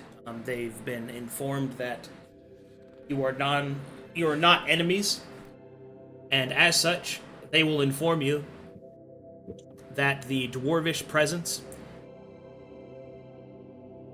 is not that of actual dwarves, but rather those riddled with parasites. It seems that the dwarves of this area are not a people, as they are a creature, infected by some unknown disease or maybe demonic possession.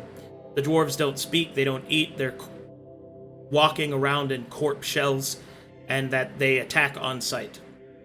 They were originally tasked with dealing with this presence of the dwarves, but they have since been recalled back to Whitefall's camp for some reason that these lowlier peons don't really understand or know why.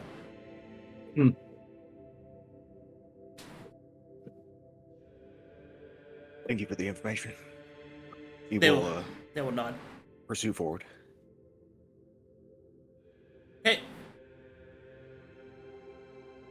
So you walk for about an entire day before you have to stop. Make me a survival check to see if you can find a good place to camp in the midst of the city.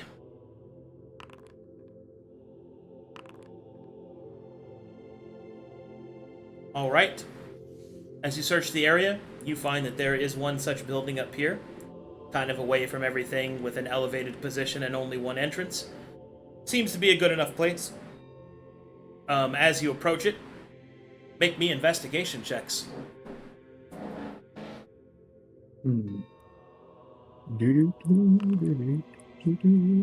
Investigation. Ooh. Nice. 3 20s, 2 dirty, and then 13s. This is beautiful. I love this. That is nice. So as you approach, there's a couple of things that you notice. Whatever this place must have been, it must have been a guild hall of some kind. You can see that there's dwarvish heraldry everywhere. Banners of different clans long since forgotten, torn down, moth-eaten, or some other form of time exposure in its passage, destroying it. You stand in the middle of a slightly rotted wooden floor, surrounded by great stone parapets, each of them muraled and carved with the depictions of dwarvish artisans going about their tasks. You can see an administration area, and when you go upstairs, you can see what appears to be a long line of ledgers kind of placed out. Not really a library, more so of a counting house, as each of the ledgers have a different clan marking on it, as well as a different guild mark upon it.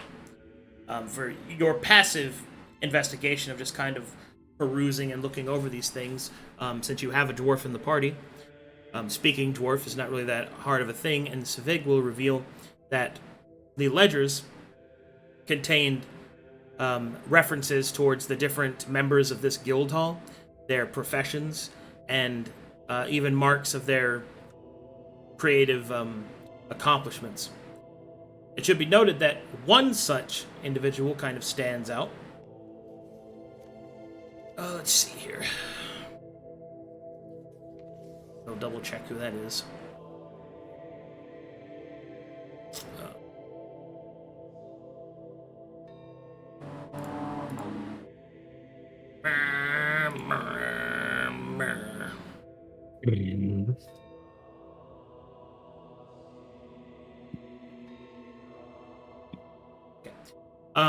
It is denoted that Borheim Brokenstone was the prominent forge master of the forge in this area, in the forge district. He's given many different accolades of designing the energy diffusion system, the supply of the magma that is used to fuel the fires, as well as several of the hammers that the automated systems use.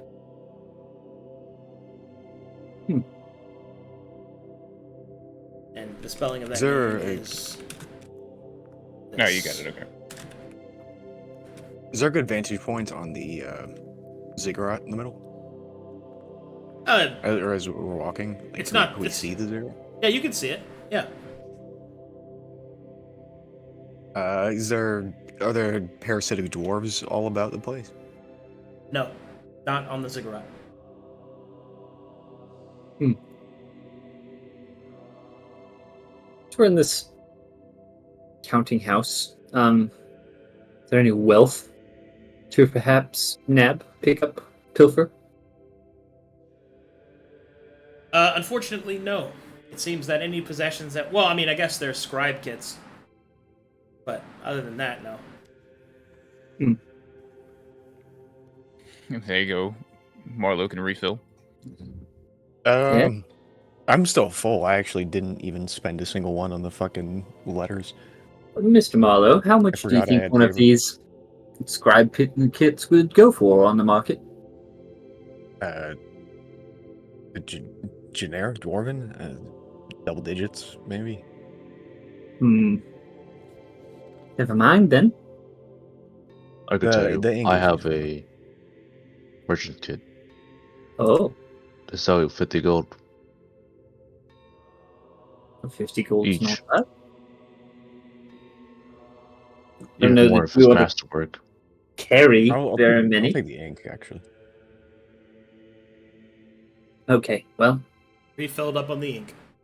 refill it. I will pop the history mastery. Ooh. Okay. Skibidi-bop-bop-bop-bop-bop. Skibidi-bop-beep-bop-beep-bop. Skibidi-bop-bop-bop-bop-beep-bop. You know, I'm ashamed that had forgotten that you had that. What do you mean? I don't know, man. I just completely spaced and you said it. I'm like, oh yeah. When was the last time you used that? Library. The library. Wow. He hasn't had it for like super long. Well, no, but he's used it in a couple of really key places and just like sparingly. So All right. It's by place use. So yes. All right. Make me a history check, Marlowe. Advanced.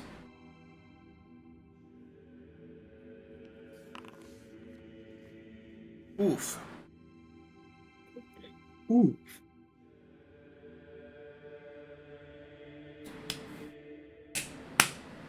Okay. As you use your skill mastery and study the area, within your mind's eye, you focus forth that of a stately dwarf, dressed in finery and looking about with a kind of an up-sneered expression around his fellow guildmates. And it awaits your questions. what is the nature of the parasitic infection that has afflicted your people? Parasites?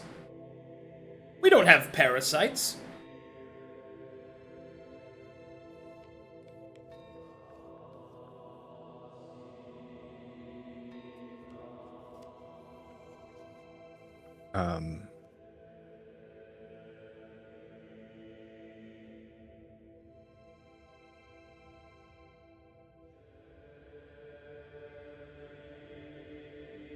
Good.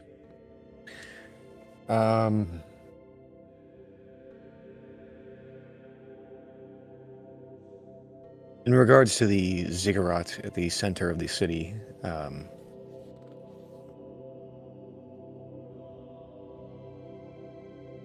where is the Fey Gate located at? Ah, you mean the Thane's Gate, no doubt. It is located within the Yes. center. Have you been up to the Thane's threshold? Oh, who am I kidding? Of course you have. I'm rather new here.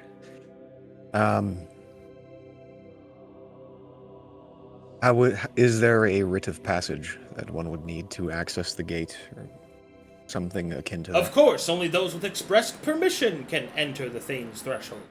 You would need a writ. And then the entity dissipates.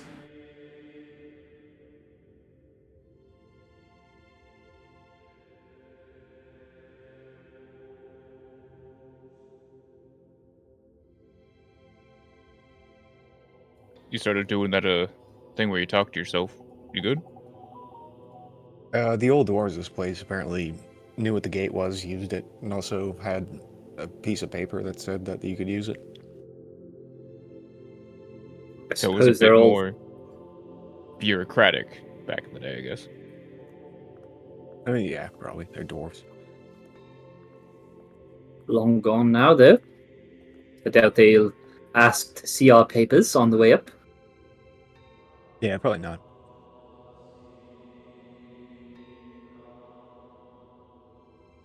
If it's all the same, should we approach it not from the front stairs? We could go up the side or something? Yeah, may as well. Got that According to the climber's kit Netherians, room? Well, Oh, wait. we're He's here got a for pig. to rest first, right? Oh, yes.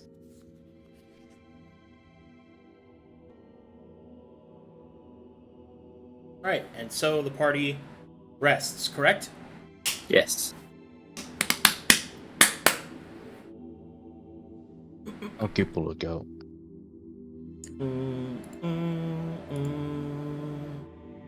I will spend some of that rest time using a primeval awareness just to try and see if I can spot what these dwarves are finally. They are undead. Rock on. And also aberrations, some of them. Can you track the parasites? Oh, and in your range, you would also detect constructs.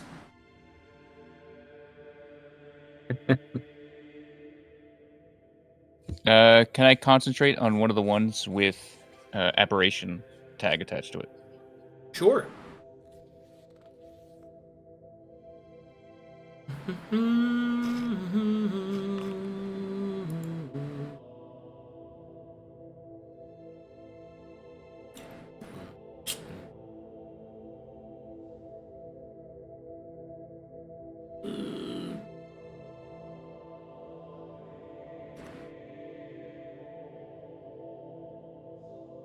Nope.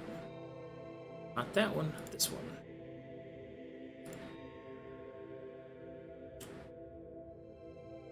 Let's see. You see this creature in your mind's eye.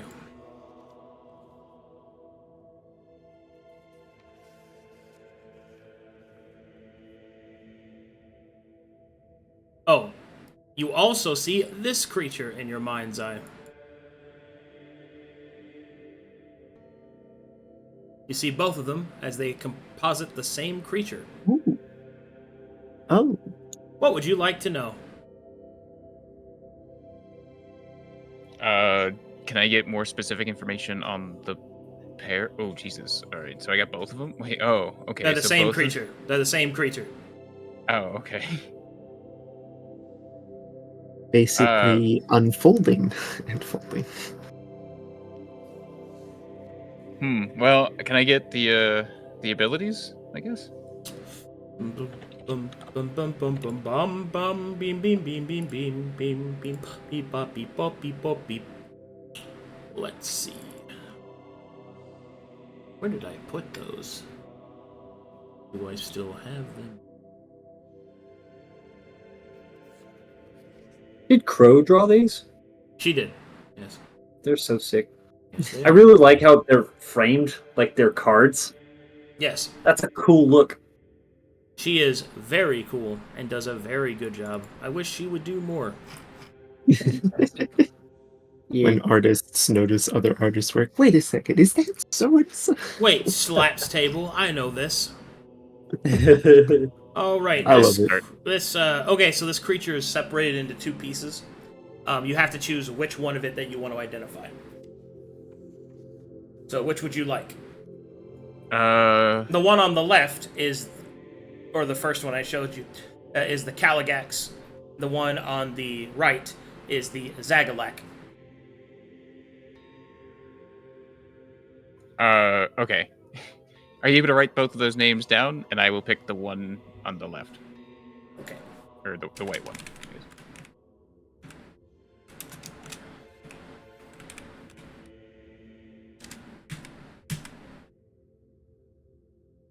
There. Okay, and the one on the left, very well. The Caligax has the following special abilities. Spellcasting, Weird Gaze, Strands of Woe, Auxilitate, and Bane.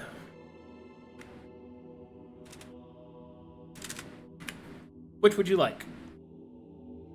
Auxiliting? Auxilitate. This creature Okay. transforms into a Zagalak when its hit points are at half or lower as a triggered action.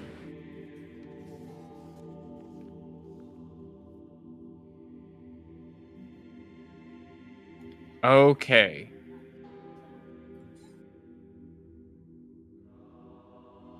And I believe that's all I get for these charges, for this use. Yeah.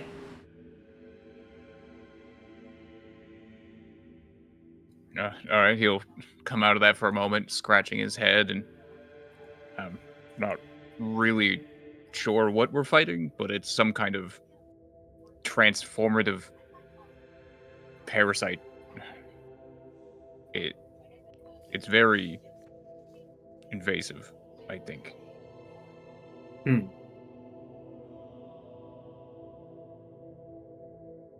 Avoidable, you think?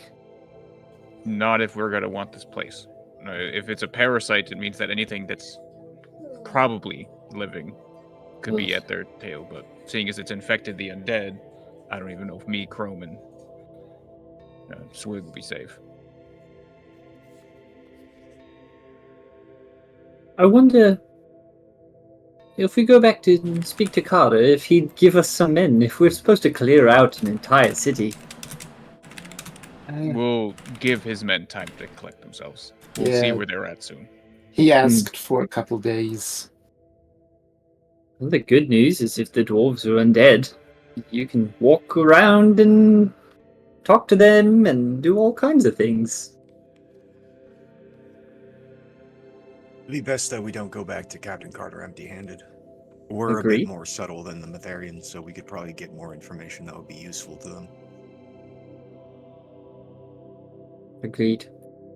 As far as I can tell, they haven't made it to the ziggurat, so we could probably at least get closer until we encounter some, whatever the fuck that thing he was talking about is, then dip out. Certainly seems protected, but do you think Swigg might be able to interact with the ziggurat? Perhaps its protections aren't for those of dwarves. Does he count as a dwarf anymore? I mean, technically, I'm still an orc, just changed. And perhaps it'll see the core that he's still a dwarf, and perhaps not. He's like 4 feet tall. He's still a dwarf.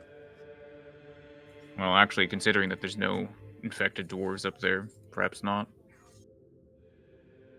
We could, if there's some kind of ancient magics, we could dig around here for a rite of passage. Maybe that'll provide still useful. Do we know where the noble district is? Probably where they'd be easiest to find. Isn't that west?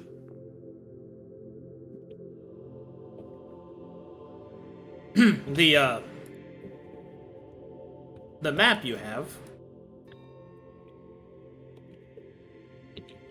Residential, palace, noble, forest, forge. So it would be up and around to the west. So northwest of your current position. I'll dig around the guild hall for minutes. Won't spend more than an hour. Make me an There's investigation no rite of check. passage here.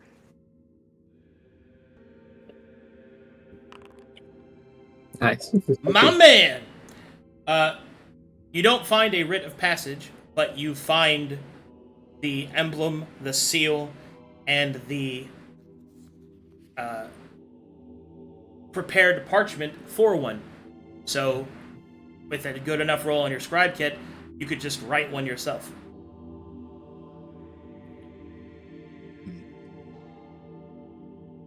Give us permission, Marlowe. Perhaps have Swigg help you out? He might know a bit more. Yeah. than Yeah, I don't how speak it's done. Dwarvish. Oh, you don't speak dwarf? Don't worry, I got you. The Swigg will come waddling over. Replace that word with Papinga. Is a D20 level and proficiency? Yep.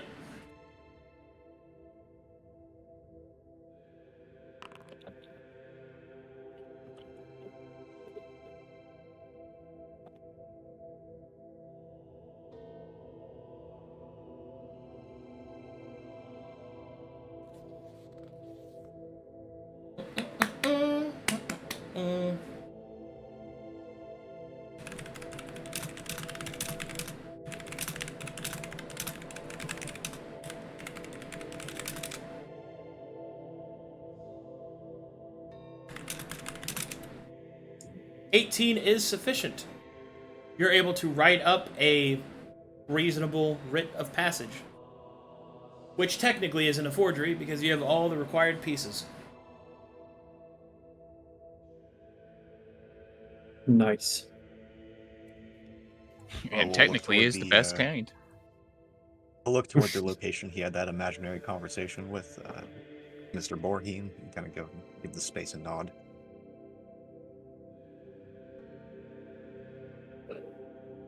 All right. Figure we could have as much as we need to head towards the side of the ziggurat.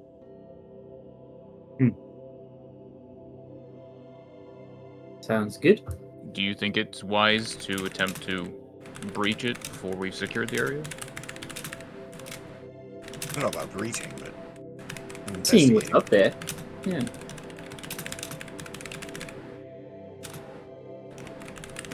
I only worry how it's being held up, but I guess a single rite of passage should break it down.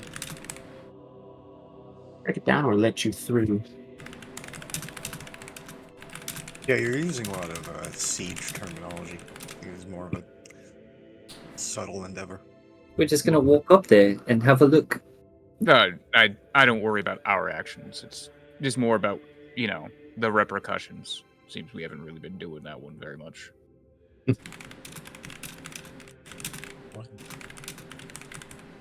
I just worry that if we end up getting into the ziggurat, it'll make it so that everything else can get into the ziggurat. Well, What's wrong with that? I don't know if you want a horde of undead dwarves charging at you. Do you? well, Wouldn't they no, get rid of passage? wouldn't they? No, I don't think the mindless undead that have been taken over by parasites will care about your rite of passage. Well, hold on, Mr. Gruul. If it is magically enchanted or something in some way, then the rite of passage, they're not up there now.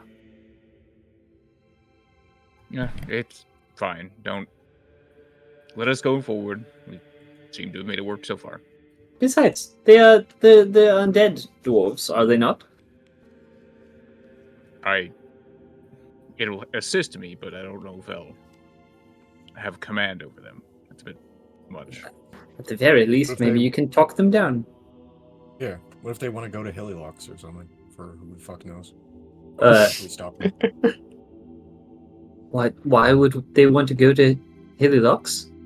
I have no idea. I'm just saying. Like, presuming that we open the door and that it's not like Get on the floor. as obtuse as the generic old magics.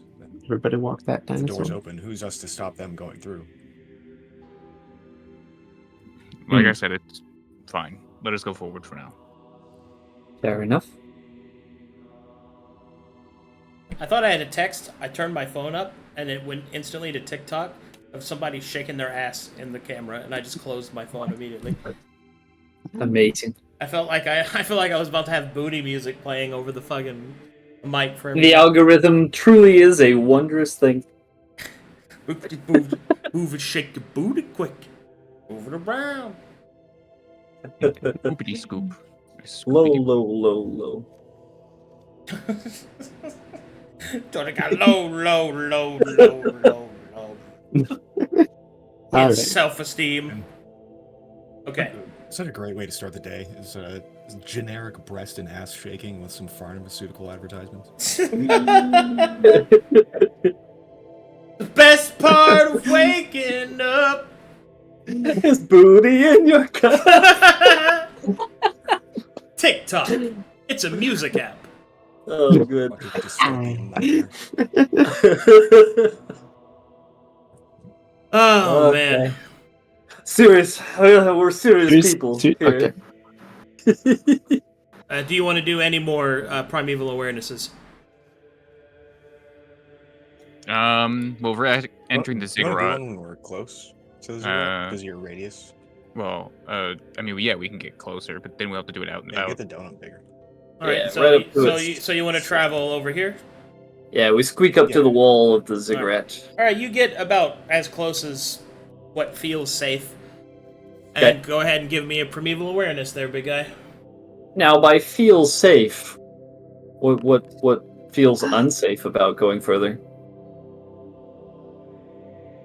Hey, Rules just and made it. Let's eroticism. go. We're Does it looking just for. have a vibe?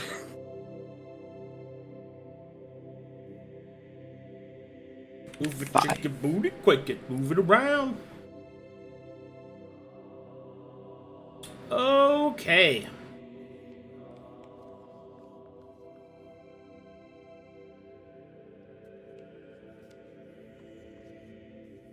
I think Gruul's pervasive neurosis is the only magical barrier stopping us from getting through to the ziggurat. Yeah, nothing like our party carelessly like creating orange warriors and then like being like, no, we can totally. I just don't ignore think this. I don't think you have the That was right to resolved. say that anybody is being careless, It was Mister. resolved in a I'm an very poetic apocalypse. fashion.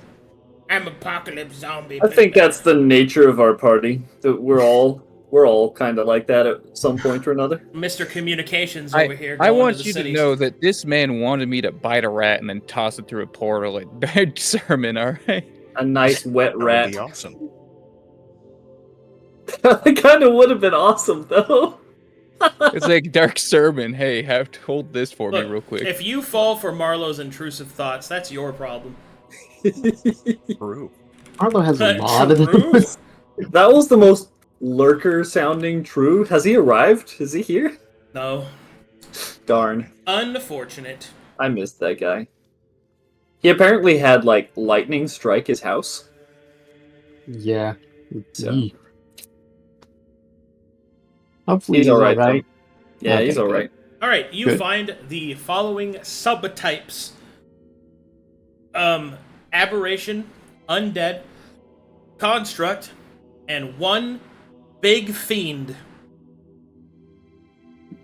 Big Um, fiend. Oh, good. Is the fiend in the ziggurat? I think. Yes. Move it, shake it, move it quick. All right, I'm gonna concentrate on the fiend. Yeah, you're gonna roll a little bit of knowledge. I rolled a bit of 15. knowledge, yeah. You remember some things can see you back, right? Oh my god. Yeah, and so far all they've done is said, "Hey, do you mind?" All right. That's true. Oh my god. Can't wait for him to fucking primeval Marinus, and it's just like, I'm not gonna bathe with you. Please leave me alone.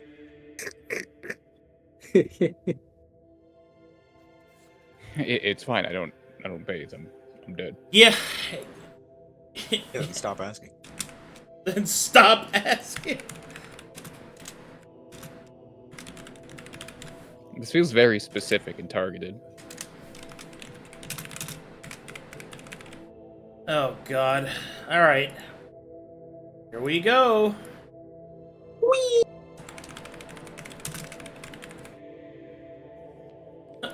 Yippee! Now I'm stuck doing it. B. I hate it, dude. Yahoo! I hate it so much. The brainworms have gotten him. Oh Yes. my god. I was about to say legend no, but he earned it. Do what you want.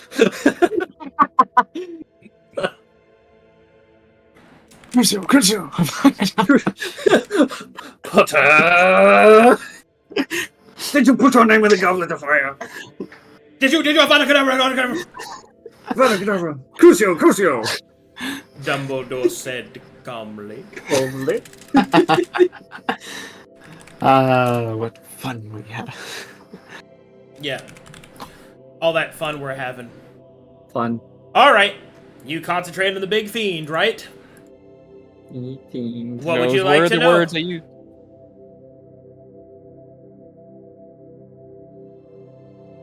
All right. Can I get a name?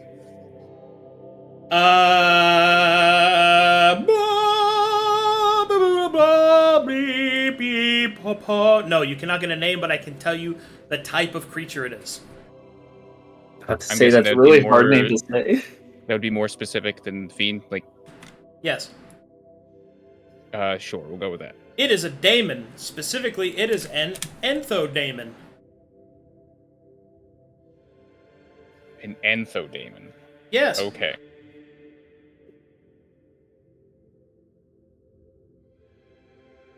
All right. Is that what I get from the check, or am I still able to get? No, you can do something. An enthodaemon. I guess I'll get abilities. Abilities, you say? Alright, here we go.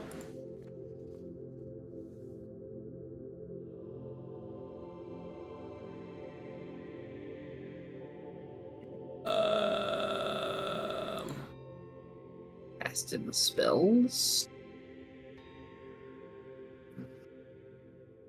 And then it possesses an ability called Lord of Legions as well. And also Chant.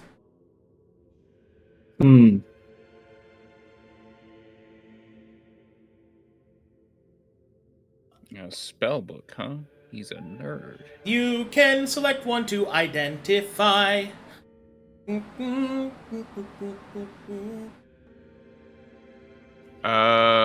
Let's go with his magic mutation.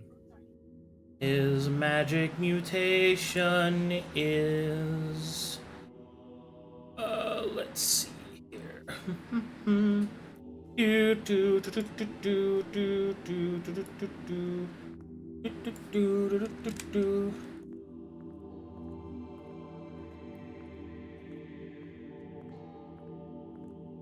This creature's daemonic exposure is always corrupted, can go up to a maximum of 20, and at each threshold of 10, produces a beneficial demonic wild magic event.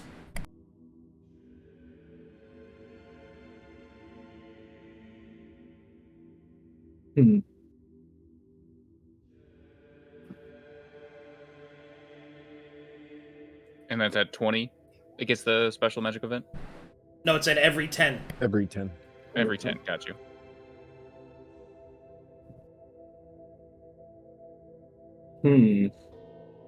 You're sharing that this is a demon with the party? Yeah, sorry, I'm just recording. Yeah, he would kind of like have a moment and be like, oh, there is some kind of special caster demon deep within there. Oh, Are you telling us it's an entho demon? Is that what you're saying? He will bring forth, if anyone knows. Anyone heard of an entho demon or something? I need a of the religion sort? check on that. I'm gonna summon Alucard. I have religion. An excellent choice. One moment while I go poop. I'll extend session a little bit because that's going to be a lot of info. Alright. Nice. He needed an extension anyway. I'm still gonna roll. Haha! Yeah, that's the best I I got. just know things.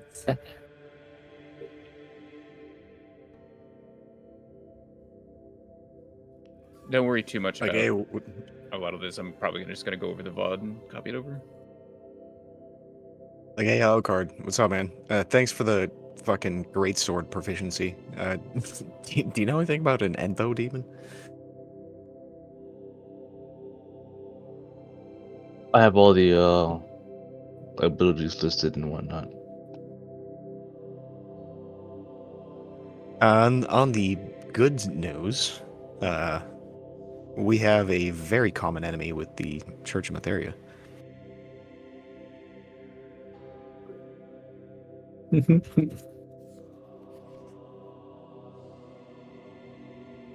It's like, yeah, I know we're like criminal scum or whatever, but wanna like totally hold hands and kill a demon? Oh, yes.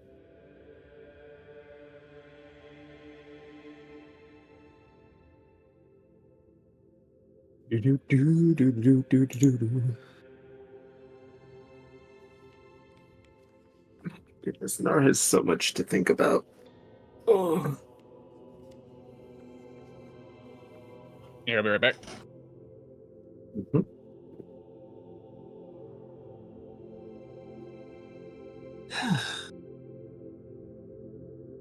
There's a demon that needs to be killed. Great. Going to go kill a demon.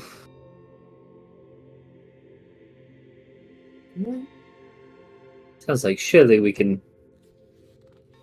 Don't call me Sean. Don't call me Charles.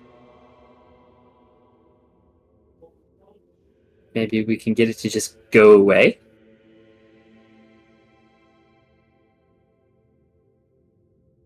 I'm not Yeah. sure if that's how that works. Yeah, I'm kind of with Nara on this one.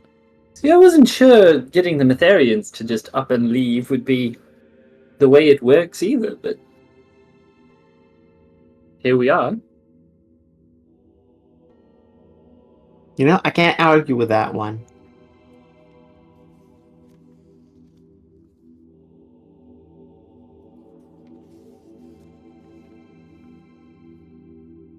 Okay, I'm back. Mm-hmm. I am also back. Alright, so you summon Alucard?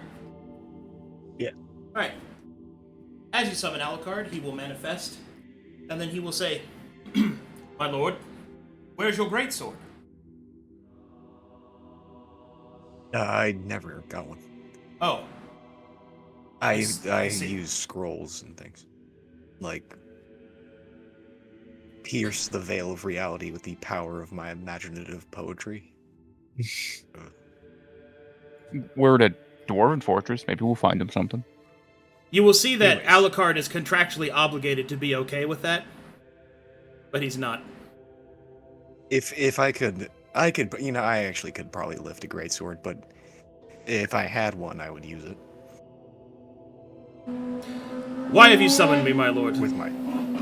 Anyways, yes. So we're in a ancient dwarven city called Moazgadan. We're trying to take this as a neutral zone for all the other travelers around here. Well, not around here, but they're kind of fucked off somewhere else. And in the center of this place is a Fey gate. There's a ziggurat built on top of it. And our friend Gruul here just detected that there's something called an enthodemon in there. And we don't know what that is. Wanted to An beseech your knowledge. enthodemon is a representative of the soul market. More often than not, they make their way into the mortal realms in order to barter for souls. However, this realm does not lend a too easy manifestation in order to make such trade. So I suspect that the enthodemon is here, trying to repair the anchoring points to allow demonic manifestation. An enthodemon is also a creature that deals with the ability to conjure my brethren and manifest them around them, as they themselves are walking anchors. Are they people who would be reasonable to discussion? Do you think that a creature such as an enthodemon would be empathetic to establishing this as a neutral zone? That would depend, my lord, on whether or not you would facilitate the soul market.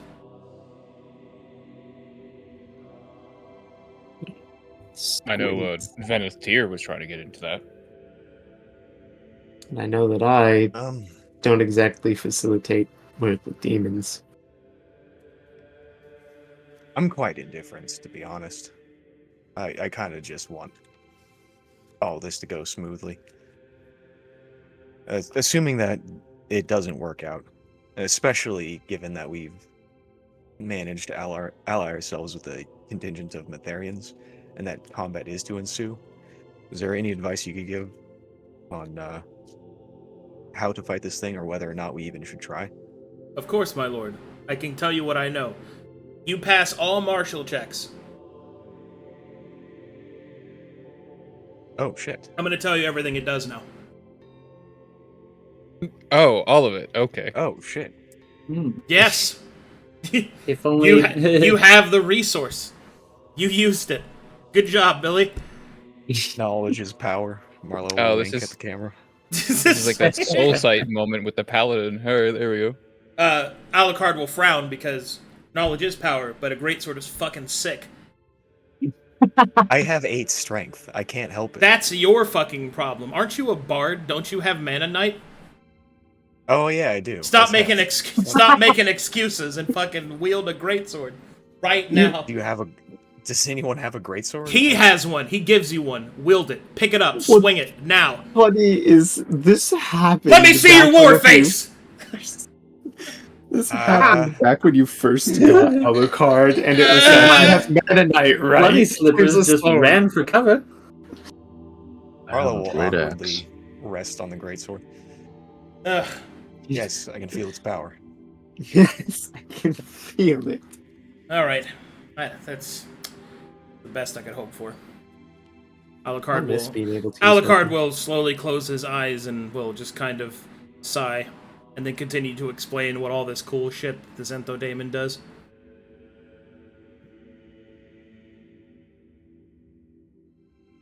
Son of Beach. Okay, so first things first. I guess we'll start with the traits of the fight against an Enthodaemon.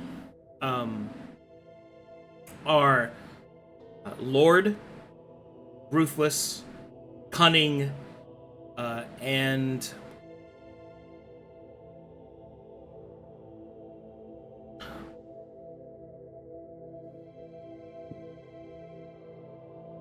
Disruptive. So, Lord is that this creature summons minions, so its action economy is not... Oh, it's also a villain, sorry. Yeah, sorry. So it's villain, and then its traits are Lord, which means that it summons multiple minions, so its action economy is heavily varied. It has Ruthless, which everybody knows what that does. It has Cunning, which means that it doesn't have as many programmed mistakes. And it has Disruptive, which Disruptive is a trait that indicates that this creature has a lot of ways to interrupt player actions. So it's not necessarily hard CC as it is interruptive CC.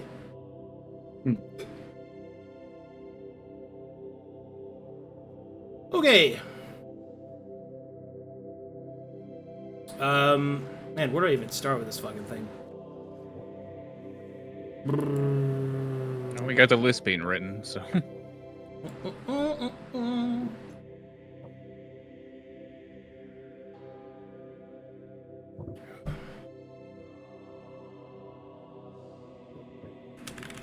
Like, I don't know, what level spellcaster is it or something?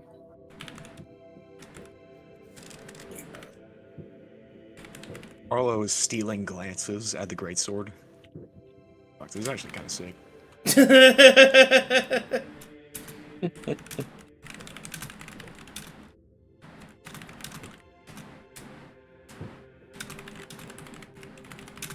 He'll light up a smoke and then pose with it. Very dashing. Very vogue. He fixes his hair. Does anybody else hear that sound? It sounds like somebody's heavily drinking water, and I can hear it gulping through their throat. I think that's Legend's washing machine. Oh. Oh, yes, if we could hear it All earlier, of and the we couldn't. noises. That's the one you hear? Alright. That's actually our hot water tank popping because it has a little bit of buildup in it. So That yeah, is I'll mute. Tell your stepmother I'll be there in 5 minutes. I don't have a stepmother, Marlowe.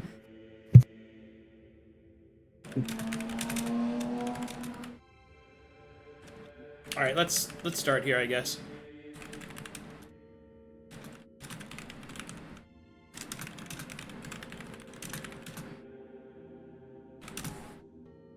All right.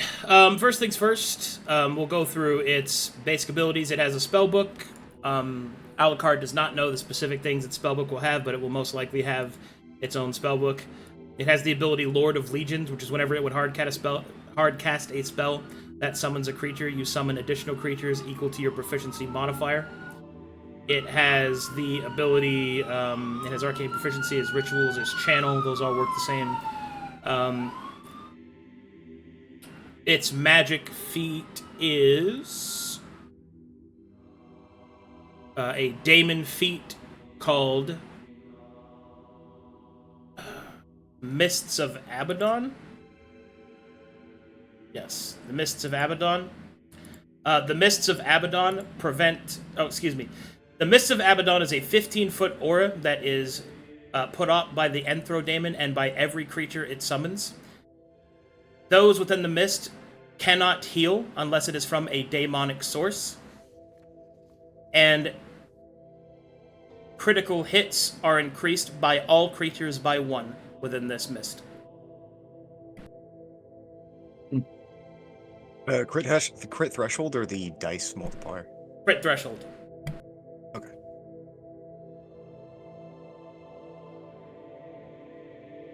And that specifies creatures, right? Yes. Sorry, just trying to... A creature's critical hit threshold. So that affects all its weapons, that affects spells, everything.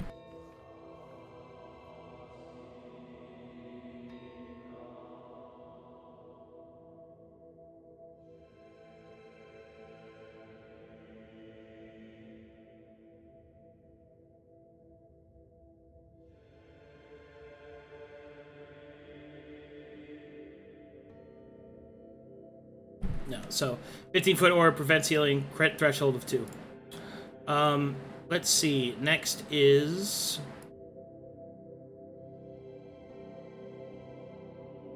it has School Mastery, Conjuration. You guys know what that does? School Mastery, Conjuration. I can just write that down. Yeah. It's on the wiki, right? Under the Yeah, wiki. yeah. It's normal. Okay. It's not any different. For chat's sake, Conjuration Mastery is whenever you would hardcast a spell that teleports yourself, you add your exposure times 5 to the amount of the distance teleported.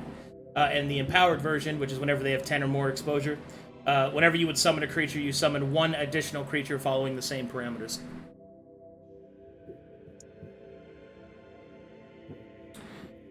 So it can hit a point where it's teleporting a lot and summoning a lot. Great. It's Cantrip Mastery. It has Cantrip Mastery. It has Summoner's Specialty, which just gives it extra Conjuration spells from any spells pool, so it doesn't have to be on the Daemonic casting list. That's notable because that means it could have the capacity to summon Celestials that must do what it says. Shifting Mana. You can hardcast spells using any of your summons as the origin point. In addition, your summons are immune to spells you cast. In addition, you reduce the exposure you gain from summon spells by 2. You have Call of the Rift, which is whenever you would activate your chant ability for 1 minute, you can maintain an additional concentration spell. This spell must be a spell that summons creatures. In addition, all summoning spells only cause you 1 exposure.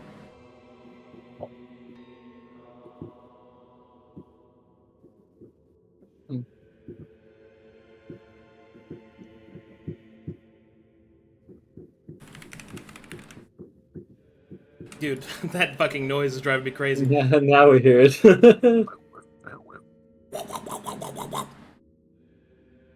Okay,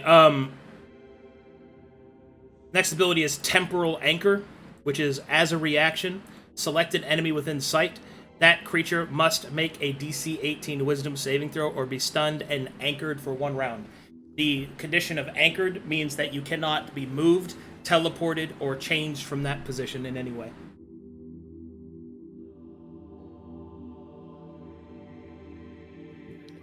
Based on the way the barrel is worded, would he be immune to that effect? Is his effect absolute? It says that he's immune, but I do not believe absolute was stated. If it's not absolute, then no. In any case in which something says you are immune and that you're not immune, the creature with the higher CR wins. Understood. Next thing is Gratuitous Dawn. The next ability. Whenever non-corrupted exposure is gained within 60 feet of this creature, it gains 10 hit points. And that's per exposure point.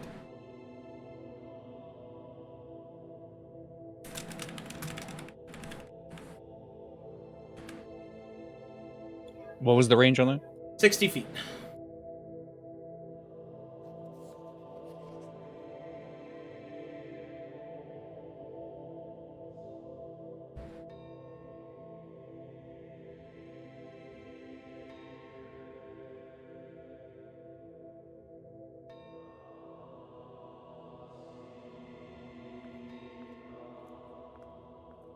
Okay.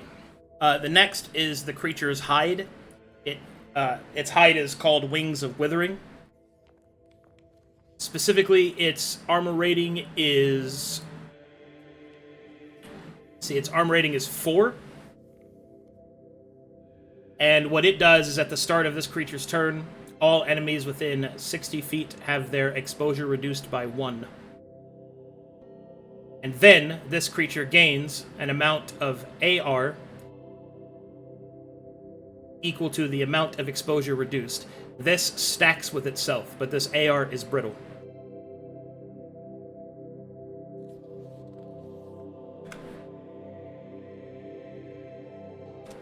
Does the brittle include the base or just the additional? All of it is brittle.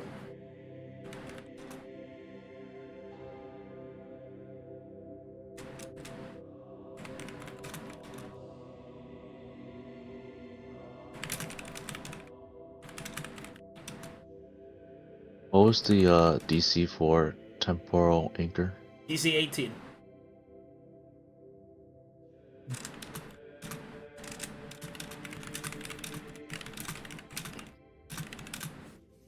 What was the saving throw for it? Wisdom. Okay.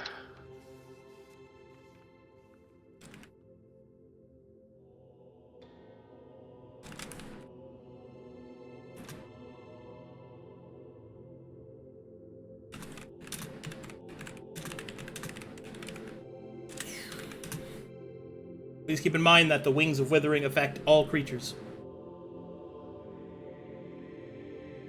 Is that the start of its turn? Start of turn, yeah.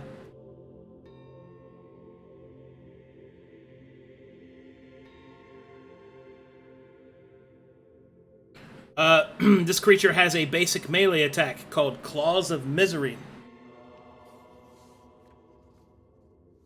They function as a set of cestas in terms of its damage output, except that it does cut, and whenever a creature is harmed by this effect, or whenever a creature takes damage from an attack with this weapon, they have all the durations of negative afflictions on them increased by 1 increment.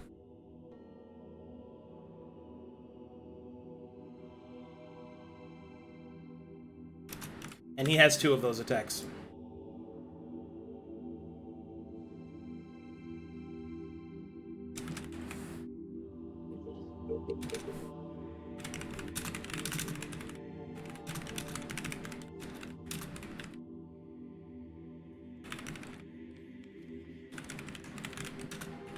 This does not affect afflictions that don't have durations.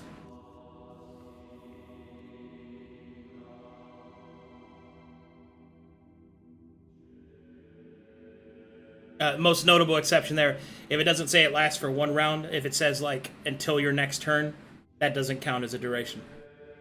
But if it says 1 round, that counts as a duration.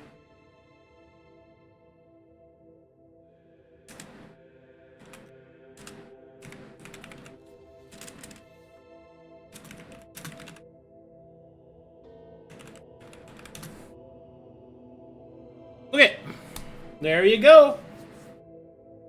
Awesome. Great. Love it. That's everything. Cool. Oh boy. I forgot the basic stuff. Alucard will also tell you the basic stuff. He does not know what spells the creature has prepared, because that's different for each creature. But he is able to tell you that it is a 9th level spellcaster, which means it has access to 5th level spells. It has attributes of 14 strength, 14 dex, 14 con, 24 intelligence, 20 wisdom, and 18 charisma. It is proficient in all of its mental saves. And then finally, this creature has a maximum hit point pool of 350.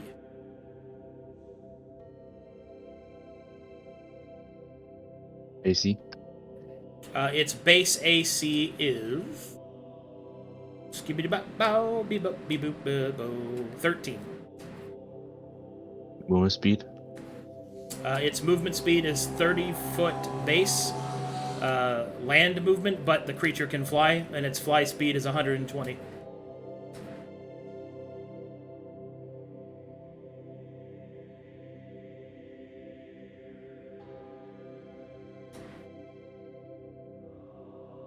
We should probably fuck off and rest for a day back at the old base, and then head out to Metharians. It'll be 3 days. Sounds a good plan. Yeah, I'm down for that. Thanks again for the great sword. Marlowe will hand Alucard a copy, the song for the Stone Sanctuary. If you ever want to do some reading, you're welcome there. Free reign. He'll put that away, and then he'll say, I wouldn't mind one of those cigarettes. Oh, sure. There you He'll go. he'll put it against his cool mask mouth, light it with a flick of his fingers. That's pretty refreshing. All right, let me know when you need me again. Nodders. All right, he'll Possibly quite soon. He'll just fuck off.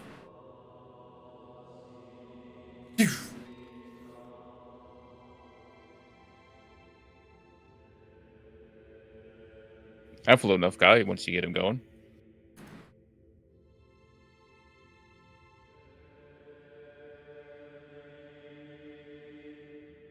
So you gonna keep the sword? Yeah, it was a gift.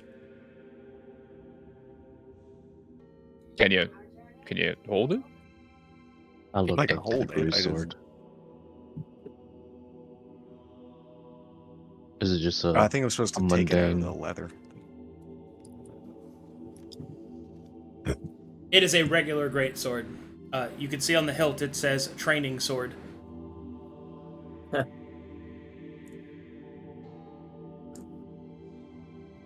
Good look, Marlowe. Oh, thank you. But shall we head inside, I guess? I think we have enough information to aid the siege of this place. Yep. I Head back think to our old base, almost- take a rest. Yes. That should be enough time. It takes about a day travel to head back, a day rest. Should be about 3 days. It should be enough time.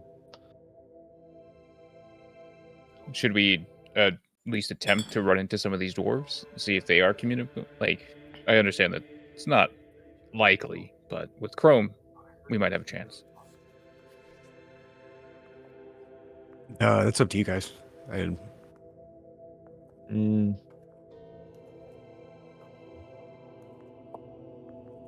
I can get one by himself. Actually, perhaps we but should rest anyways. We can all talk to the dead. I play a song for the day, which I had done. So you want some time for a song? Yeah, let's go back and rest. We'll start the new day with a song, and then if we run into dwarves, we can make communications.